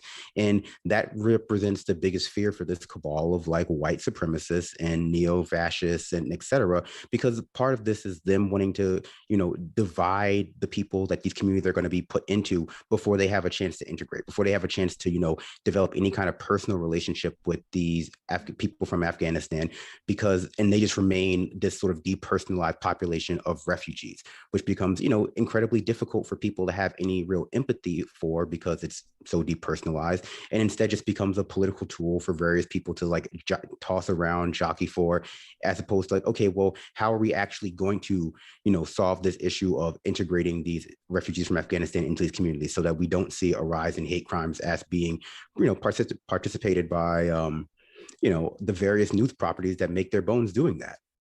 Yeah. I'm pretty sure we got enough of Stinchfield, but just so people understand, we're just remixing the Islamophobia from post 9/11 times. It's never gone away, but sometimes it peaks and sometimes it valleys. And right now we're in the midst of a peak, and it's part of something that's a coordinated effort. And it's always been a priority of major militant governments like the United States, of course, Israel, Modi in India now, particularly with regarding Muslims, that you need to portray them as a ticking time bomb that needs to be coerced and controlled. Right. Yeah, and I mean, I think, people get around the obvious Islamophobia and bigotry of that by kind of framing it like they do with a lot of issues that are rooted in like just abject bigotry, is that like it's not really Islam, but it's like the culture of the Middle East in some really abstract way that they're trying to criticize, like the culture that produces quote unquote terrorists. What was the Bill Maher quote from all the time ago? Like, Islam is the mother of bad ideas. It's like, people don't go that far, but they try to like give it this veneer of what we're really criticizing is a series of choices that they're making to be, terrorists, and not trying to like stage a literal war on Islam. But it's obvious from, the messaging from the beginning of the war that this was, that was at least part of the draw for a big portion of Americans. I totally agree with you, but it also just comes to mind how racism is similarly like coded in, it's not really about who they are intrinsically, it's about their choices, it's about what this leads to, it's about the culture that leads to these choices, not it's a Muslim person or it's a black person or it's an immigrant. Like, they have to have all of these artificial protectors in front of it in order to hide what it truly is. And then there are a lot of people who are stepping stones in that regard, like Sam Harris and Bill Maher. So a lot of people just do like straight up race science now, which is funny. Like, everything that's old is new again. But how much of that is people trying to launder in far right talking points, a la Tucker Carlson, and how much of that is like literally people coming to the same conclusions that eugenicists came to wrongly, that like other our racist culture's predecessors came to, because we've left these cultural artifacts around that like led to all these atrocities, and just never really truly engaged with how American culture is at the root of a lot of the 19th, 20th, 21st century's worth atrocities, and like how it's being spread, and not simply just anomalous occurrences. Right. Well, that would require some introspection that we're not even there yet. Although I do think we're getting closer with some of the response to the Afghanistan withdrawal. Well, it's interesting to hear people shriek about the Taliban is going to institute Sharia law by the people who want to insist that Christianity has something to tell us about our laws here. We're going to be taking calls, but I totally forgot to turn off the voicemail, so I just turned it off. We might be getting calls shortly. Apologize, guys. And now all the IMs just disappeared. Here we go. We can take a call here. Calling from an 818 number. Who's this? Where are you calling from? Hi, this is Amy Goodman calling from the Democracy Now! Oh, hello, Pirate Amy Goodman, aka Dave from Jamaica. Hey, what's up, guys? I'll make this quick. Because you guys were talking about reminiscing about dodging school and whatnot. I was thinking about that, and people on sick days. And I think Jamaica has a very similar strict sick day format to the U.S. what do you call it now? Like, I think at most we're allowed 10 sick days a year, if as much. And then maybe 2 weeks of vacation time after 2 years of work. So I don't know. For me, most of the time, you try to use up your sick days even if you're not sick, because, you know, they don't stack up. But, like, I think it kind of speaks to the whole sick society has been for quite some time, that even when you're in school, you're thinking of ways how not to go there. That's how drudgery everything is. Was that the same motivation for y'all growing up as well? Yeah, school sucks. Like, you know what I mean? I'm not gonna sugarcoat it. School's like, you know, a prison. Not to be all Foucault on you, but like the American school system, public school, private school, the structure is so rigid and so, I don't know, discouraging of real curiosity. And I feel like that has had a really negative effect on how we have, you know, truthful conversations as adults, because so many people have been instilled with a fear of being wrong from like years and years of like being in school and being afraid to speak up in class or being like told that their idea was wrong, that like people will do anything to protect themselves from appearing wrong, when being wrong is so definitely not the worst thing that you can be online. Yeah. I absolutely.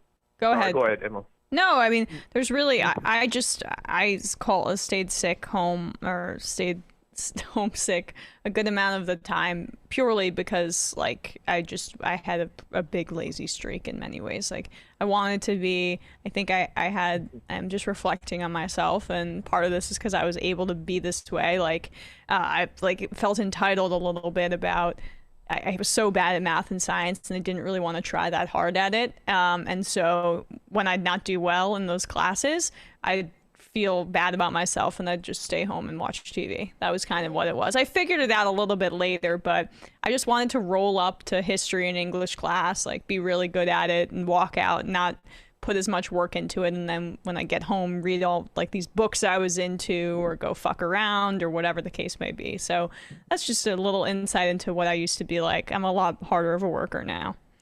It's wild. I used to be bad at math too, but as I got older, you know, past school and like practiced more math, like I found that, you know, I've been able to teach myself to be better at math through like just self-taught than I was ever really encouraged to be at school, because of the rigidity of the structure. And it just strikes me whenever I see people around me who just like, you know, maybe had good math teachers or maybe had a more higher funded school, and people who don't, like, there is just a widespread inability to do basic math in people that I'm like, wow, you know, our system just really kind of teaches and emphasizes that certain, like, you know, certain ideas or certain fields of knowledge are just, you're inherently better at in a way that is, you know, just completely unable to be overcome by training. And, you know, it's just okay to go through life and just continue to be bad at math because we don't really communicate math or science very well. I guess I have a strange relationship now that you bring up that one, because like similar to you, I got better at subjects outside of the whole schooling system. But yeah. I think for me, there was a lot of fear in school, because back then they had corporal punishments. So like if I got spellings wrong, teacher would whack me with a ruler. Or, God. Or I think when you got your math wrong, they used to throw chalk at you and shit like that. So it was more of a terrifying experience now that I think back on it.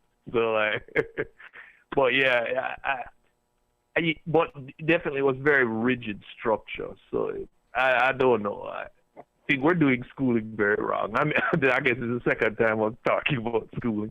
But video game wise, I think, yeah, I can also see why people like the escape of that too, because something with whether it be listening to books or playing a game, your brain is kind of turned off. So you're not actually having to, I shouldn't say turned off, but it's not processing whatever crap you're dealing with. You're kind of more focused on the topic, whether it is torturing your Sims or building a city. Yeah, I mean, that's the great thing about, I think, like, especially like comedy podcasts, is no matter what sort of you're depressed or mourning about, if you listen to one, you can kind of forget, and your brain is chasing jokes and stuff like that for at least, 60 minutes. Right, and I guess why we're seeing a prevalence of it even now, like during the whole COVID time. I'm beginning to wonder what would happen if we lived in a world that didn't have a type of social media, or no, I shouldn't say social, but if we didn't have the internet as we have it now, and like all we had was at best maybe TV or some books, would people literally be losing their shit as they are now? I mean, I think that the advent of social media, especially like the way in which it sort of democratizes political speech, it allows people to build their own platforms, semi-organically, has done a lot to, if not change, the outcome of political events, certainly to create a more realistic archive of what was going on. And like the fact that people were actually like opposing things or like speaking out against like these dominant narratives in the media that otherwise would go uncontested. So I think that, it's hard to map where we would be like numbers wise, let's say for COVID, but I think certainly we would see way more, or rather way less narratives challenging the dominant narrative of the week going on at MSNBC or Fox News or whatever. It would be a much more controlled situation. Maybe we would have much less understanding of how many people are dead. Who knows, right? Appreciate the call, Dave. Yeah. Thanks for taking me. Yeah, no worries. All right. Oh, I thought that was the goodbye. Calling from a 917 number. Who's this? Where are you calling from? Alex from New York.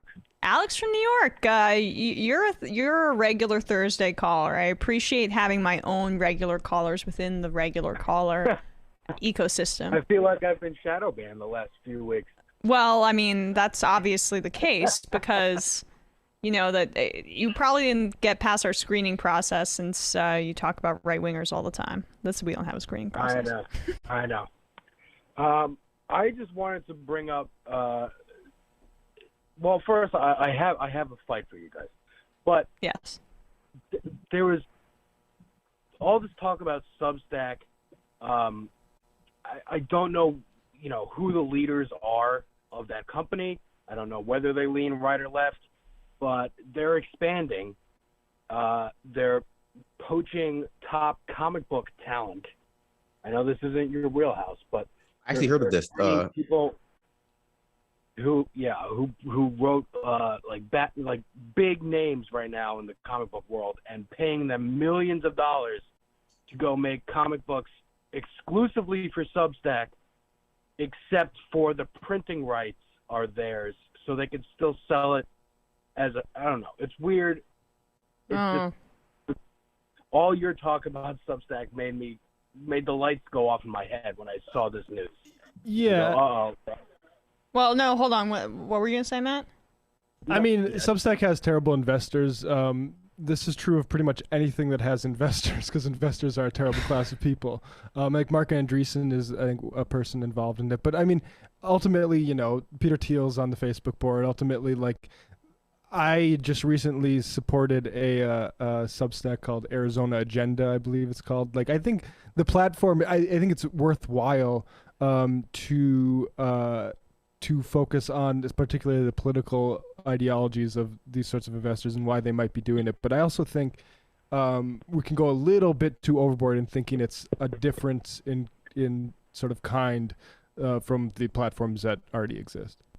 Yeah, I wasn't sure if it was similar to like Rumble or Parler or something. I mean, I think it's a little bit more legit, particularly than Parler and probably Rumble too, would be my imagination. Yeah. I mean, there's just more people that are doing work I respect on it, which is, I can't say the case of the other two. Fair enough.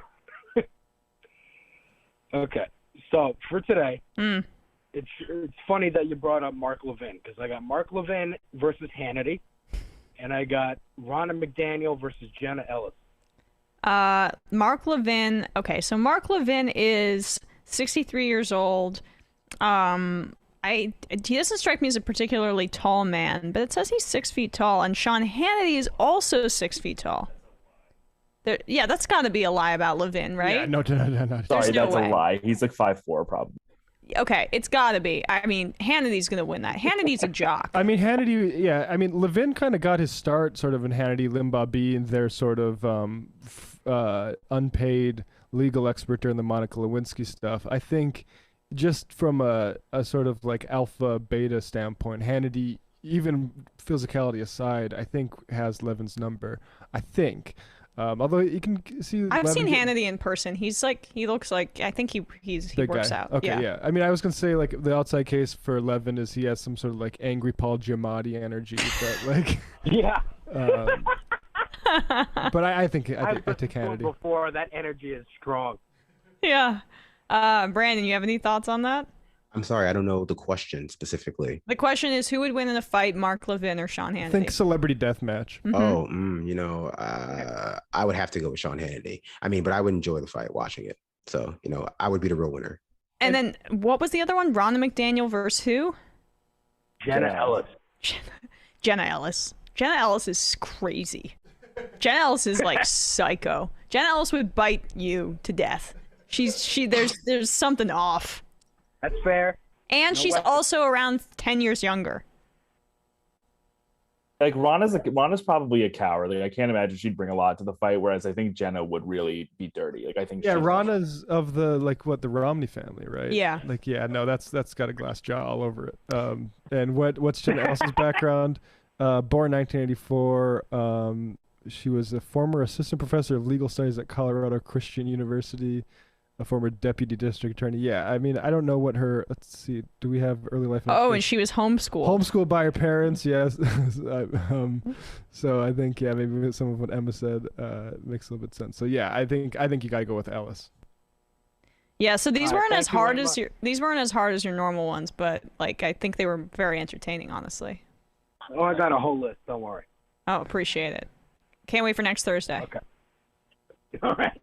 Take care. Later. Bye, Alex.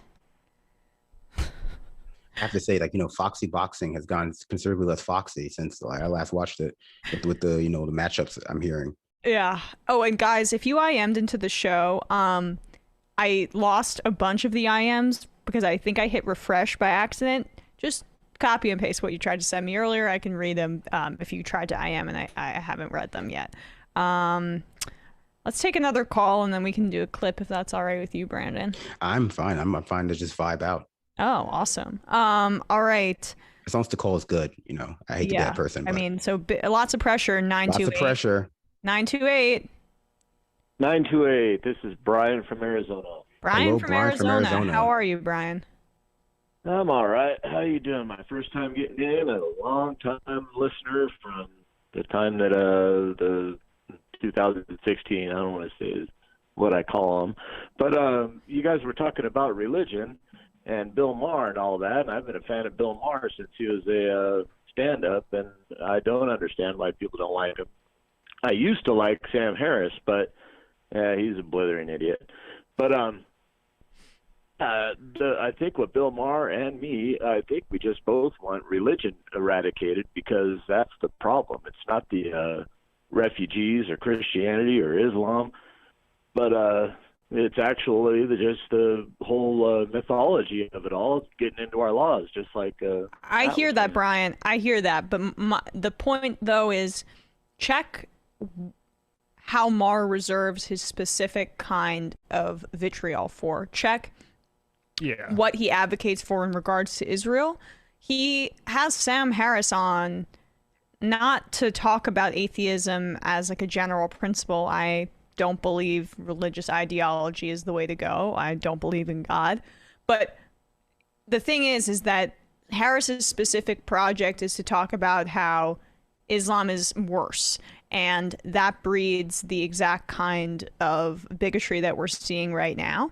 And so, like, I totally, I get it. I watch Religious. That was a big part of my atheist kind of renaissance. But just look a little bit more about how Maher targets Islam specifically. The Israel example is game, set, and match, because if you were really concerned about the effect of religion and being intertwined with the state, I mean, the exclusive nature of Zionism, I think, is an example that you cannot glare over or let alone come regularly to the defense of. And I think that's where I mean, there's other things, issues there with Maher, but on this issue particularly, I think that's the glaring inconsistency.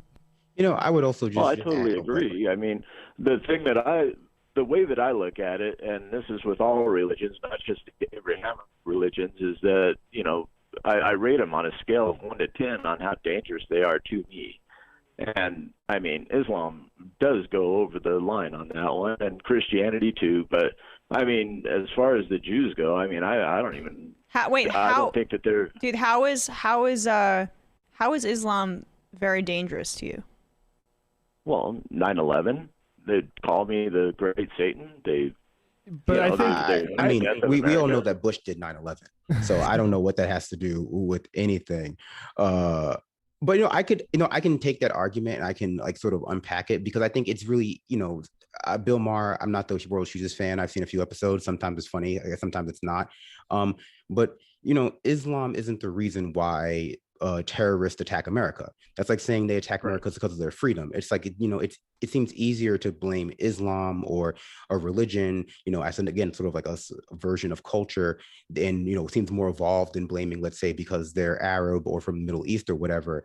But ultimately, it still obscures the power relationships at play that are actually underlying the cause for why, that people don't like America. And so I think it's easy to pretend like they don't like America because of the sky god, but Islam. So the real danger, just to quickly interrupt Brandon, the real danger, Brian, is the effects of United States bloodshed and imperialism, not the ideology that people use. I totally agree. Yes, there is that also. I mean, and yes, they see us as the Christian devils on top of all that, and I mean that is all there. So but again, that's overly simplifying. You're focused way too much on religion, and this is the problem. All right, well, wait a minute. Before we go on, I mean, they were screaming Allah Akbar when they were flying those planes into the buildings. So the religion is very much intertwined in this. Yeah, they's carrying a lot of weight. They is a very load-bearing. Who's they when we're talking about they? I didn't get that. What was? Okay, you're looking at religion. Religion is ancillary to the power dynamics, right? Yeah, I mean, I assume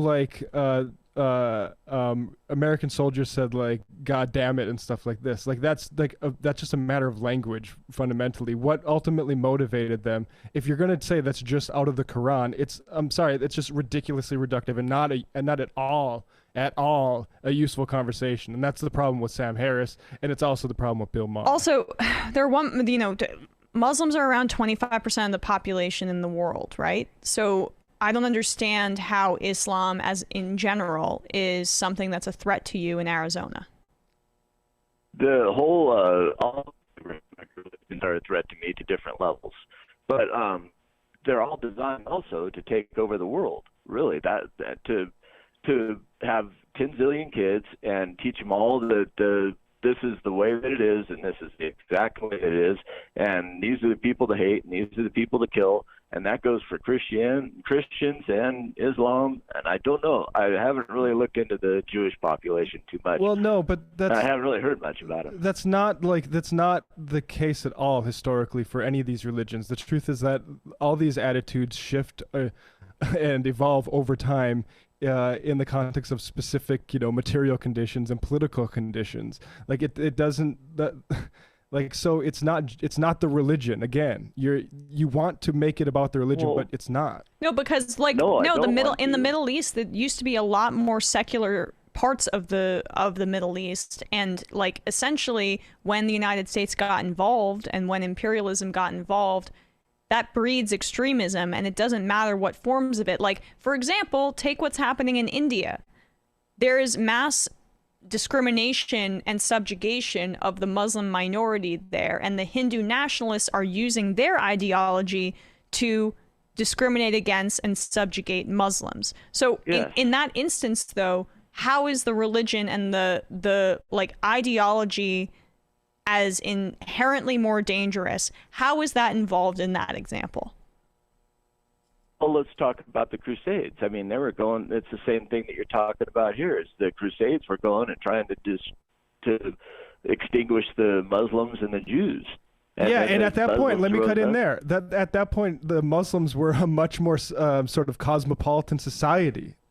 And the difference was because not anything to do with the religions themselves, but about the context they found themselves in and how they expressed religion. Like religion is just basically a formalized culture that evolves in society, but it's a secondary to the things we're talking about when it comes to why you should be afraid in Arizona of a religious group. I have news for you that Arizona has anti-BDS legislation, so that's a direct impact on your freedom of speech there. I don't know that there's Sharia law anywhere in Arizona.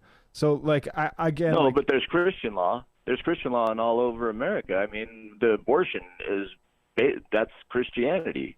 That has nothing to do with actually. I know, but you said that Islam is more of a threat to you.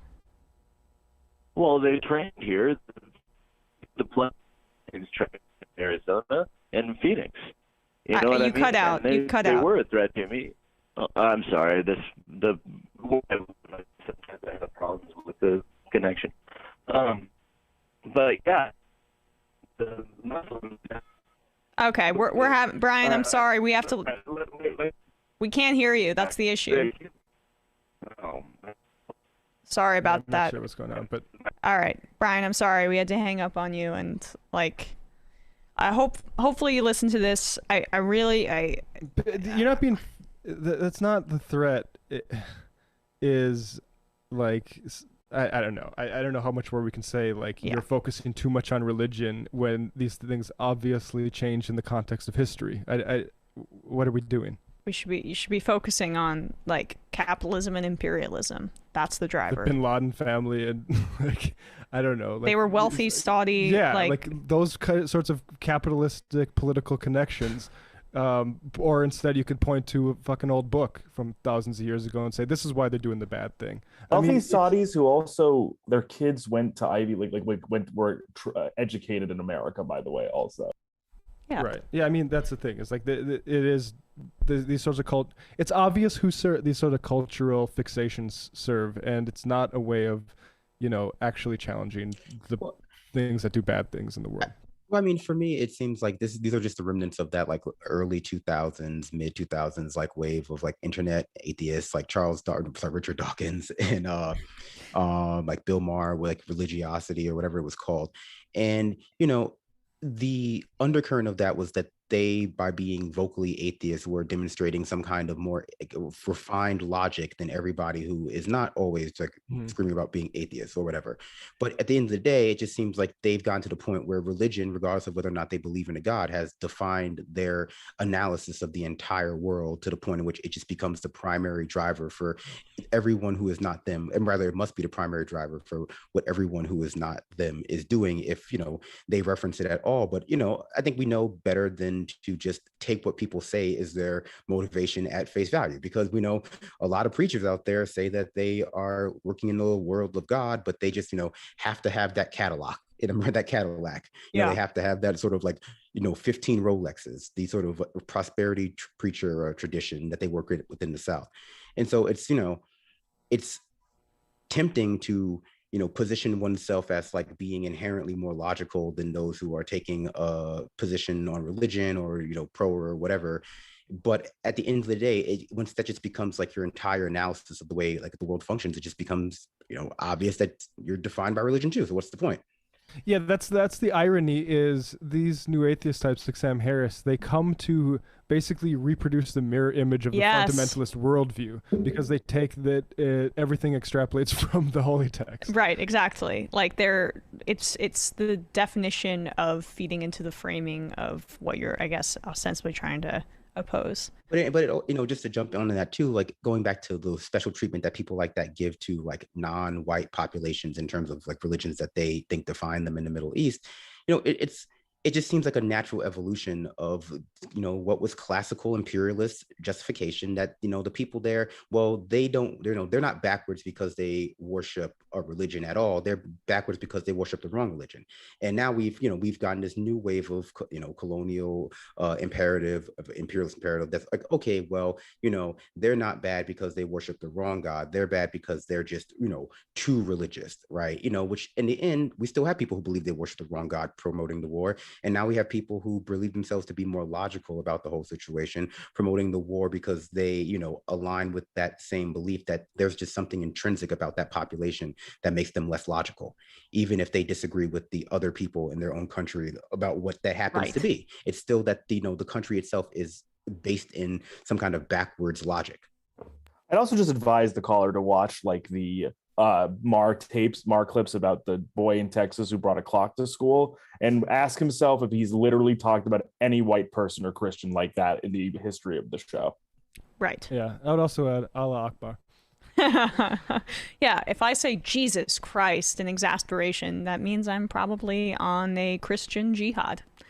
Like, I mean, I don't know what more proof you need that that religion is the main thing we need to talk about, because they said Allah Akbar before dying. Like, what? Checkmate.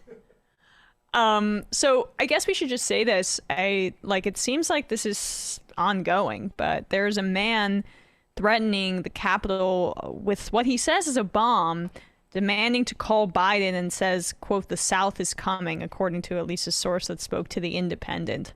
So there's a bit of see if it works out better for the South than last time.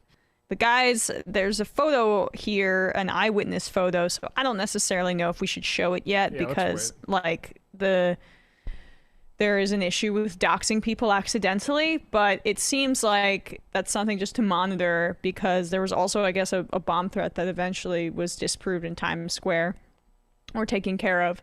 But something's happening down at the Capitol today outside of the Library of Congress, just something to monitor. All right, let's do a little bit more clips, shall we? Oh, God. Dinesh D'Souza. You know, I watched one of his movies, or I tried to. I think it's Hillary. It might be Hillary's America. Mm-hmm. You know, they all have names like that. It's the one where like he's in jail and like he's doing like a really long recreation of him being like in the world's most lax prison, where he just like, you know, it's basically like a day camp for boys. So yeah, you know, I would hazard taking anything he says seriously. Well, I mean, that's not the goal here. The goal is to mock him. We should say he was in prison for campaign finance violations, and one of the easiest vote as a convicted felon? Well, he was pardoned by Trump. Oh, one of the easiest crimes to get away with in America, we have to point out. Like, to be caught up on like a campaign financing scheme is, you know, a special kind of stupid to actually get caught doing that when it's super easy to get away with it on the reg. Well, because if I recall properly, what he did was, you know, he would just max out his donations to a candidate, and then he would just give money to his friend and say, give this money to the candidate. Like basically the only way to get caught breaking that rule. Yeah, dude, give it to a super PAC. Then you can do unlimited spending on behalf of the candidate. But maybe his ego was too large and he wanted at least to be associated with it in some way, knowing that it directly went to the candidate. But just to, like, for people to understand how stupid this person is, he is somebody who's been in conservative circles for quite a while, and now he is trying to make a bit of a comeback after that imprisonment. Here he is talking about how Mark Milley of the Biden administration is soft and wants our troops to be completely asexual or whatever it is. It's all a part of the larger project that we're too soft to stay in Afghanistan, and that's because because of his critical race theory speech, I guess. Threat from Islamic terrorism looms largest. White supremacy is a borderline joke, in my opinion. Dinesh, when you see that, what are your thoughts? I mean, this is just absolutely laughable. And I think what's scary is that we're not just seeing this on the part of the media, but this is also part of the doctrine of the Defense Department. It's the doctrine of our intelligence agencies. It's the doctrine of the CIA and the FBI. So pause it for a second. You know, here is General. Think about how this is fundamentally I'm just pausing it for 1 second. Think about how this is basically the same argument that Glenn Greenwald and others have been making about the wokeness of the military, but just in terms of what audience this is designed to attract. CIA and the FBI. So imagine, you know, here is General Milley, and he's talking about the fact that he's trying to understand white rage. And meanwhile, what is the Taliban doing? They're planning their final coordinated assault on Kabul. So the Taliban knows exactly what they're doing. Here's General Milley having fantasies of I don't know what, putting troops in high heels, maybe transgender surgeries, transgender bathrooms. So we have our eye off the ball. They have their eye on the ball. And it shows you how a peasant army of a few thousand people, but with determination and ruthless purpose, can in a sense defeat the most powerful military in the world. You really got to give credit to the Taliban. Taliban. Is thinking about fantasies about putting on a dress. So it sounds like that's your fantasy, but I mean, no one really brought that up. You seem to be bringing that up quite a bit. Right-wingers are tripping over themselves to like congratulate the Taliban for demonstrating that America is just too cucked by ideology to do imperialism properly. And that serves exactly what we were talking about earlier, right? When you make this about an ideological battle between separate sides, now you get to serve the right-wingers' interests, and they say, oh, we're too liberal and we're too left and we're too inclusive to trans people to actually adequately fight the ideology of the Taliban, where he simultaneously praises them and calls them peasants. So that's an incomprehensible point. But when you distract on the left, and when you're a part of this discussion surrounding what we did in Afghanistan and what we did with our imperialism, make it about power structures and make it about capitalism, make it about imperialism, or otherwise, this is the exact kind of conversation you're wading into even unknowingly. Well, and just a note on the Greenwald thing. My understanding was what Greenwald did was not so much attack the military for being woke, but defend J.D. Vance's a right to question whether the military was so woke. That is J.D. Vance, the Peter Thiel candidate. So just to correct that there. Okay, well, it's one step away. What does the military being too woke mean? I don't understand that. Like, people just say it like it means something, but like, is it because they have like EO rules or something, or do they have? Well, gay people can serve in the military and women are allowed, and now the CIA is putting out videos of how they are inclusive and how they're intersectional. That's like the cultural critique that they're engaging in.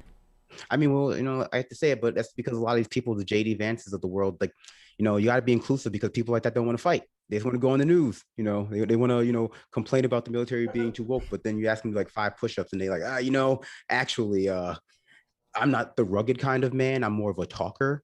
Like you can only take it so seriously. Whole thing, right? I mean, he wants to bomb the hell out of everybody that is Palestinian or Muslim, and then not necessarily wants to get his hands dirty doing it though. It doesn't impress me when like right wingers just go like, we should stay in Afghanistan, like Giga Chad image, and it's like, you can just lift. Like, you don't have to just post you don't have to just like post a photo of a rip guy. You could just lift. It speaks to a level of insecurity. And, at the end of the day, it's like these people, like, I don't understand what the end goal for their institution of the military actually is. Like, what do they want it to look like? I mean, what does a rugged American military look like if it doesn't look like occupying every country in the entire world? Yeah.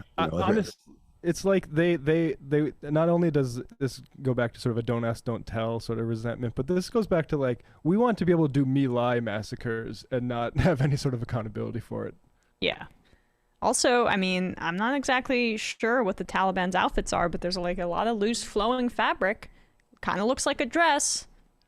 Maybe that's the solution. Get all of our military members to dress in high heels and dresses, and then we'll be able to fight on our own terms. I mean, tactically, maybe that would work better than what we have been doing. Probably. I would love to cut our military budget and then send a good proportion of it to dressing our military members in little tutus. That would be wonderful. Good allocation of our resources. Better than what we've been doing. I have a kind of related clip that is not on the sound sheet, but I have been, I've been checking in on Bill O'Reilly. He's still around. He's still broadcasting. He's still upright.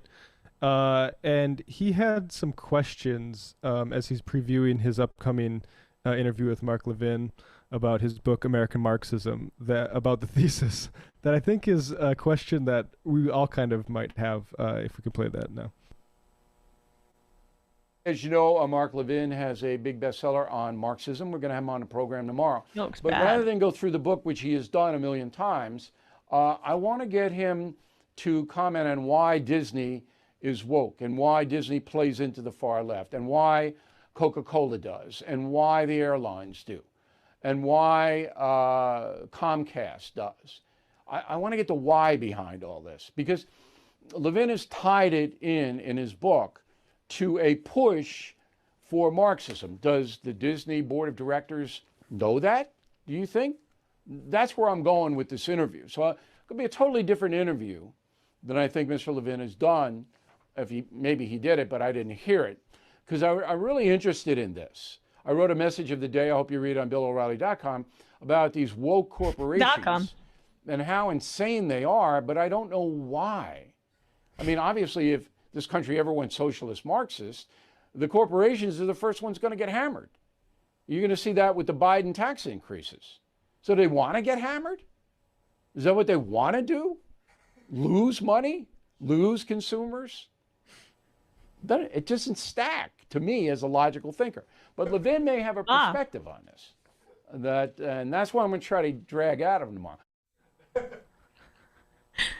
Did he accidentally critique Levin's like actual premise for Marxism? He accidentally introduced, I think, what the sort of fundamental critique of Mark Levin's American Marxism book is going to be from people like Ben Burgess when they ultimately review it, which is that he's not talking about Marxism. And even in the interview, Levin admitted, like, I called the book American Marxism and not Marxism. It's a different kind of thing, but it just carries the patterns. And he bullshits about certain fundamental patterns like oppressed versus oppressor, which is like again, not like a fundamental Marxist understanding of the world, really. But everything is Marxism, and from CRT and wokeness and that stuff. So I mean. No, I mean, I can see it. I think, it all fits into the same bucket of what, right-wing media is complaining about and what like right-wingers are complaining about and just online is that, culturally speaking, at the highest levels of like Hollywood or TV, right-wingers are a joke. And to them, the idea that like Disney is going woke to make money because like, yeah, there are just more people who want to buy woke stuff, buy stuff that's inclusive in the most like shallow neoliberal way than who want to buy stuff that actively makes fun of them or actively excludes them. And so, and that's the same argument about the military. The military wants more people to send to war. It doesn't care your race, creed, gender. It wants to, pump you into that meat grinder because it makes people money. And this is where like sort of the ideological faction of the far right kind of butts heads with that just people, grift faction, where it's like, yeah, some people are just okay with making money off of people suffering, even if they have to eat a little shit. And in this case, like that eating shit is just going like, oh yeah, we had to make an apology to like the trans community as PepsiCo because we accidentally did something, but please keep buying our chips. It's like for people like who operate in the media world where it's all about like ego and losing face and like that kind of, I need to be accepted because I want to be like an influencer in the world of politics. They just can't understand that for some like companies or all companies and for the military, doesn't matter. It really doesn't matter. Like there's just not enough people who will buy stuff just because it actively excludes groups of people than there are that people who would buy it if it includes them. So like, that's why Disney makes like, I don't know, Pixar movies with like gay couples now because they want to appeal to more gay couples. It's very simple, but people treat it like it's this is the first time they've heard of it just because now they're being the ones actively excluded by marketing. Yeah, well, it's because it must be some sort of American Marxist plot. Everything that they don't like involves Marxism. Well, it must be some sort of indoctrination, and it's very ironic given the history of American media, where it's like it took to like decades before, like in the 50s, we could put like a man and a wife in the same bed, let alone see like kisses between people who aren't of the same race, and like these sorts of things, right? Like the Hays Code. Right, like, and which was an imposed sort of ideological and media discipline regime, and this is just appealing to consumers' preferences, and that's conspiracy. Yeah, I mean, they're complaining about marketing. And I'm like, okay, well, I mean, yeah, like I guess you should try not to be in that portion of the population who can only watch things that are racist to other people. Yeah, and before that, like, of course, the media that they consumed that specifically targeted other people, that was, more about owning the libs, that's like the candy for them. But they appreciated that corporations and places like Disney didn't actively try to appeal to other people, just kind of tacitly upheld their worldview. And so now, because they had this like emotional underpinning for what corporations were providing for them, that it doesn't completely, like, at least passively in and of itself, appeal to them. Like, they act as if it's the end of the world. It's the most pathetic thing I've ever seen in my life. Well, again, a lot of that's also nostalgia, because I remember the last thing I heard Republicans or conservatives complaining about going woke was Disney and that Captain America, some Captain America thing. And it was like, you don't know anything about the history of Captain America. It's like it's an entirely imaginary history that they've constructed that they just assume was something that they would have been privileged in. When if you actually read all that Captain America comics, it ranges here and there, but sometimes it's anti-landlord, sometimes it's anti-America, sometimes it's pro-America, sometimes they're criticizing race in America. It's not just like one long, like, America is great thing. But, going to like the American Marxist argument and how labored it is for them to even try to attach that name to what they're doing, they're just allowed to like create their own definitions for words in the media, and it's just coddled because like otherwise you don't have any right-wingers on your show, and then they complain about that too because like, ultimately they don't even really have the intellectual curiosity to go through the legwork of researching the thing that they are criticizing or promoting past like whatever they've just heard. Right. I mean, that's an important point about Levin, who has been saying the Franklin School instead of the Frankfurt School in multiple interviews and in the book text itself. Calls the Frankfurt He's trying to Americanize the Frankfurt School. Don't you understand? It's American Marxism. I mean, if you want to throw, yeah, exactly. Ben Franklin is basically a proto-Mao. Yeah. Yeah, I guess. I mean, it would make more sense in his definition of Marxism. All right, let's read some IMs. Wow, we got a lot about that call. Who killed Binder? Was old Matt made to walk the plank? I don't know. Laura from Somerville, the bomber outside the Library of Congress, has said, I don't want to read this.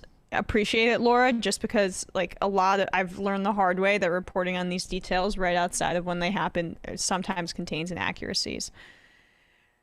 This is gross, but I'm just going to read it anyway. Brendan stand for life. I masturbate to pictures of Ben Shapiro almost every day just because I know he would hate the idea of a male wanking to him. And it's actually really difficult because I don't find him sexually attractive in any way, and especially just his headshots. But, dude, I have done it every day for about 2 years because I found it funny at first, but now I'm used to it. All right, I don't know why I'm reading this. Yeah, I don't. You got real deep into it. I was like, what is? Did you not read the whole thing first? I thought it might have actually go somewhere. No, I don't read them ever, or the whole thing first. I thought it was gonna be a bit, but it sounded a little more serious than I thought. I thought it was gonna be a bit, but it's actually a incredibly touching admission by a person who needs our help. Yeah, you might, dude. You might just like want to cut back a little bit. I don't think you're doing anything as far as like getting one up on Ben Shapiro. Yeah. That's the goal. Yeah. If anything, he just got one up on us by like having us listen to it. Yeah, exactly. You put us in the hole, buddy. Come Unfortunately, yeah. If you want to do this, please keep it to yourself. Ryan Cole, Mark Levin, a face made for radio, a voice made for a semaphore. I don't know what a semaphore is. Semaphore is a nonverbal communication at a distance. So, like, think of air traffic people on the tarmac with those batons. Oh, gotcha. Nug Wrangler. Whoa, Emma's first day solo and already a level 5 hype train was hit on Twitch. You're a natural pog champ. There we go. Very nice. Emma, Majority Report wardrobe coordinator. Congratulations on the peaceful transfer of power. Viva la revolution. Aaron Rodgers is better than Tom Brady. Yep. Down with yard signs, cashews for everyone. Just cashews for me. Although Sam has been asking for them sometimes as a snack. Now I'm out. So there's that. The boss takes everything. That's a joke. I don't care. Rob from Dedham, sick days for me were ESPN classic marathons, all the great old games. I also loved IFC back before they had a lot of commercials, and they had one movie trivia show called Ultimate Film Fanatic that was awesome. I remember that, actually. You know what sucked, though, was when it was getting to the end of the school day on your day off, and it's like, oh, well, I mean, I might as well I never really thought like I might as well have gone to school, but it's like, oh, this is over now, and like my parents are gonna come home soon. Yeah. And it's like freedom is over. And now I have to catch up on work or whatever. Yeah. Homework. Oh right, yeah. I gotta call one of my friends to like tell me what I missed. Oof. To come down. Yeah, because you couldn't even text back then. You had to get on the landline. Get that stack of homework, like awful. Yeah. I just never did it. I'll be honest with you. I was bad. I was not a very good student. So, you know, it is what it is. I think I turned out all right. I got it together in college, but in high school. I didn't do that either. I didn't get together in college either. Ryan Cole, Bill Maher never goes after Judaism or Israel. He is simply an Islamic bigot. I agree. Ghost on the Blockchain. Everyone wants to comment on Emma's performance. I just want to say it's really nice that MR has someone knowledgeable about sports. Matt's not very knowledgeable about basketball, and Bradley's also knowledgeable about sports. MR doesn't need a whole sports segment, but it's nice to hear someone who has a finger on day-to-day NFL news when it's relevant. And it's not it's not a common overlap, as you say. And like, I do think that there's like a bizarre reflexive repudiation of pop culture things on the left that isn't like helpful to our project, including, you know, pop culture, reality TV, and I mean, these are all things I enjoy, but like sports in and of themselves, we have to be in those spaces. And Matt kind of reaffirmed that to me the other day when I was like, you know, maybe it's dumb, but I mean, there's a reason that Ben Shapiro would rather talk about, you know, mentally unwell gymnast or a Marvel movie with a non-binary person in it than Republicans wanting to cut tax cuts or keep people out, because that stuff is better propaganda, and those channels are where people's attention are at. So I think it's useful for the left to be represented in those channels, basically to counter that. And also in sports and pop culture, a lot of like the dynamics we see like in terms of the actual politics of policy are just like microcosms and like in those spaces. Like the NCAA is like a perfect example. It's like a morally bankrupt, rotting institution that is kind of emblematic of a lot of American capitalism to begin with. So it's good in that way.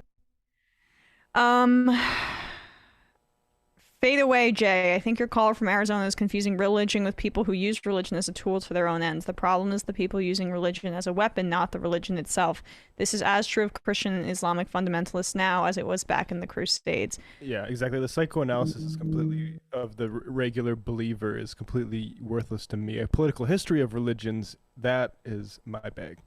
Yeah. I mean, a lot of people are just culturally religious. Like, you know, they are more or less born in the South of America. They say they're Christian, and it just becomes like, you know, a way for them to give structure or legitimacy to their otherwise completely, you know, or otherwise would be completely, you know, amorphous moral code. Some people don't need that. Some people need that. But like whenever someone calls in about, like, you know, let's say arguing that they are against abortion from a religious standpoint, you can just easily hammer home like, okay, but like there are so many standpoints as even in your own religion about that's just not a real argument per se. And so it just, you know, it reveals just, I think that, you know, religion, just like atheism or some sort of like inherent signifier of logical thinking or moral thinking, just becomes another tool for Americans to justify actions that they don't need to be justified, right? You know, like, because if at the end of the day people are justifying going to war with Afghanistan because they are Muslim or because they are broadly just a religious theocracy, for example, or something, or just because they, you know, have some sort of like liberal imperialism justification, like they're, you know, we have to spread feminism specifically to the Middle East, like it all ends up being the same thing in terms of like what America does to these people. So, you know, it's a little bit less meaningful than they think it is. Yeah. Mr. Sunshine, Brandon is always great. More Brandon. There you go, Brandon. That was me. That's a sock puppet I like to use, Mr. Sunshine. Yeah, so, well, I was wondering. It's because I grow sunflowers. So, you know, Mr. Sunshine is my handle. You know what's the one historical way that the state empowered the church in a way that people might not understand? Tax exempt status? What was that? Tax exempt status? Sort of, yeah, but more specifically with regards to marriage. Like basically when you had these rivalries between Catholic and Protestant states, they gave the churches the monopoly over officiating weddings, of course. And I mean, that's just a massive like, way to recruit. Yeah. Like, I need to be wed, so I guess I'm Catholic now. I mean, I think ultimately the deficit we have here in America is critical thinking. And a lot of people have a lot of like, you know, signifiers that they're engaging in critical thinking or that they don't need to for some reason, like whether it's because like, you know, they're inherently logical by not being atheists, or because they're inherently moral by being religious, or because, you know, they believe in science in some abstract way. I think it just comes down to like what the underlying cultural trend is, that people are not being self-reflective. They're coming away with like, these are identity factors I'm allowed to use to imply a level of righteousness that just isn't reflected by my actions, essentially. Right. Sam's nephew, you guys didn't catch that clip of the Taliban spokesman calling the Quran, or saying the Quran told him to call Brian from Arizona a devil by name.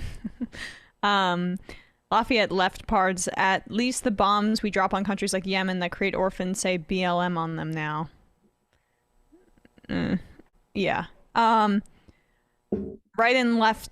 Right-handed lefty. I'm pretty sure Dinesh D'Souza was the random caller a few weeks ago who called in a few times to debate Sam about the inferiority and violent nature of black people. Ryan from Michigan, I'm very worried that these school board protests are the right Joe's bar. I think that is a really salient point. The what? The right Joe's bar? From our interview today. Oh. No, I mean, I agree with that. I think the right definitely recognizes that schools, especially, you know, the younger the kids in school are, the more impressionable they are. And they just understand that in order to reproduce their ideology, they need to be heavily involved in the, you know, restriction of curriculum that is just, again, just like media, just like other marketing materials are becoming more inclusive just by nature of our population changing. Right. We're going to read just like 5 more and then we're going to get out of here. It's always sunny and snowy in Ottawa. Hi, Emma. Now that Sam has had his Saigon moment and you have seized power out from under him, can you use your newly realized powers to have some Canadians on to cover the Canadian federal election happening now? Trudeau is banking everything on using his boosted poll numbers from COVID relief to cement a majority and thus... Where did it go? Damn it. And thus not be accountable for much corporate... over people's supports, and he has yet to make an actual defense as to why we have an election when a 4th COVID wave might hit soon. I will write that down right now. Trudeau, I will try my best, even though we're all booked for next week, but maybe we can get somebody on Friday. Apinva, the CIA narratives around the Afghanistan withdrawal funneled through the media would suggest we should have done something different or do something different now. If it was going to fall immediately, why weren't we able to do anything about that over 20 years. Why would it be the case that we knew it would fall immediately? That would have been the ones that we would have been the ones to change that. So if the CIA knew it would, were they not involved the whole time? Why should we continue to elevate their position now? Oh, we shouldn't. We should smash them into a bunch of pieces. Well, yeah, I mean, imperialism in this type is just like, it's a extraction. It's a way to extract wealth from the company. From the country, but I guess that Freudian slip there. There was never any real intent to build a nation or anything. Not that we should be engaging in that either. It's just like, this is what happens when American companies, you know, are allowed to freely extract wealth from basically subservient population, like a population that we're occupying. Like, they do it in America too, if they could get away with it. Yeah, exactly. And that they do, because they do get away with it. But, you know, more generally speaking, they would do more of it. Yeah. Prairie Fire Kowalski from Nebraska. Bill Maher has been kind of an anti-vax guy for a while, a bit of a boomer with bad takes more often than not in the last 10 years. Also, religion is the tool more often than not. Like, Ike called storming of Normandy and liberation of France as a noble crusade. Like, the Islamic Golden Age was amazing and progressive compared to Europe until the power dynamic changed when the Mongols essentially nuked Asia. Islam is still recovering from basically an apocalypse. Sam Harris has no historical understanding either. It's just always Islam bad. We're just going to read like 3 more and then we're going to get out of here. I5, woke washing obviously pays. Go woke, go laughing all the way to the bank. I don't know what that means. I'm going to hang up on the calls, by the way. Clown Shoes Mike, who is really to blame, though? This is a deep rabbit hole of eye for an eye. Do we blame the radicalized victims of imperialism more than the imperialists? What religion do the imperialists belong to? I totally agree.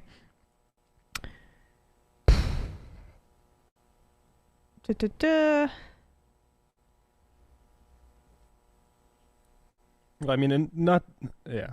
Sorry, I'm just trying to find some more IMs.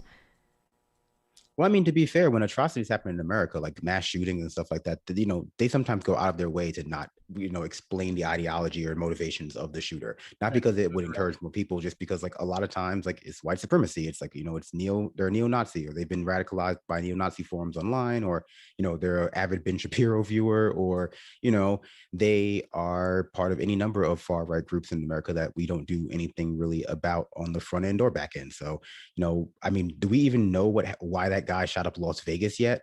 No. Like all those years ago, like injured like 2,000 people or something. Do you have a theory on that, Matt? I haven't looked into it, no. There are a lot of conspiracy theories on it, but like it's just one of those things that that's a big gap in our media, our narrative about society that is ultimately just being left unfilled, to be preyed on by other conspiracy theorists. Train Boy keeps sending the same IM in, but I think it's a joke. Anyone who says that Jews pose no risk to them has never rented an apartment in NYC. Okay. Train Boy. Train Boy. Jeez. I just want to denounce Emma's taste in IMs. I want to distance myself from a lot of the problematic things that have been said on this show today. You can't distance yourself further from me. I'm reading the IM, and it's not my thought. Although you are distanced further from me, maybe I am adjacent. Guys, it's a long show. I don't even read them until I start saying them. Okay, and the final IM of the day is somewhere around here. Matt Lex stole my girlfriend. Totally fair to critique religion, but not to be reductive. Give me Cornel West over Mar Harris or an evangelical preacher any day. 100%. 100%. All right, guys, thank you so much. If Sam were here, he'd say great job. Great job. And I will see everybody tomorrow. Brandon, thanks so much for coming on.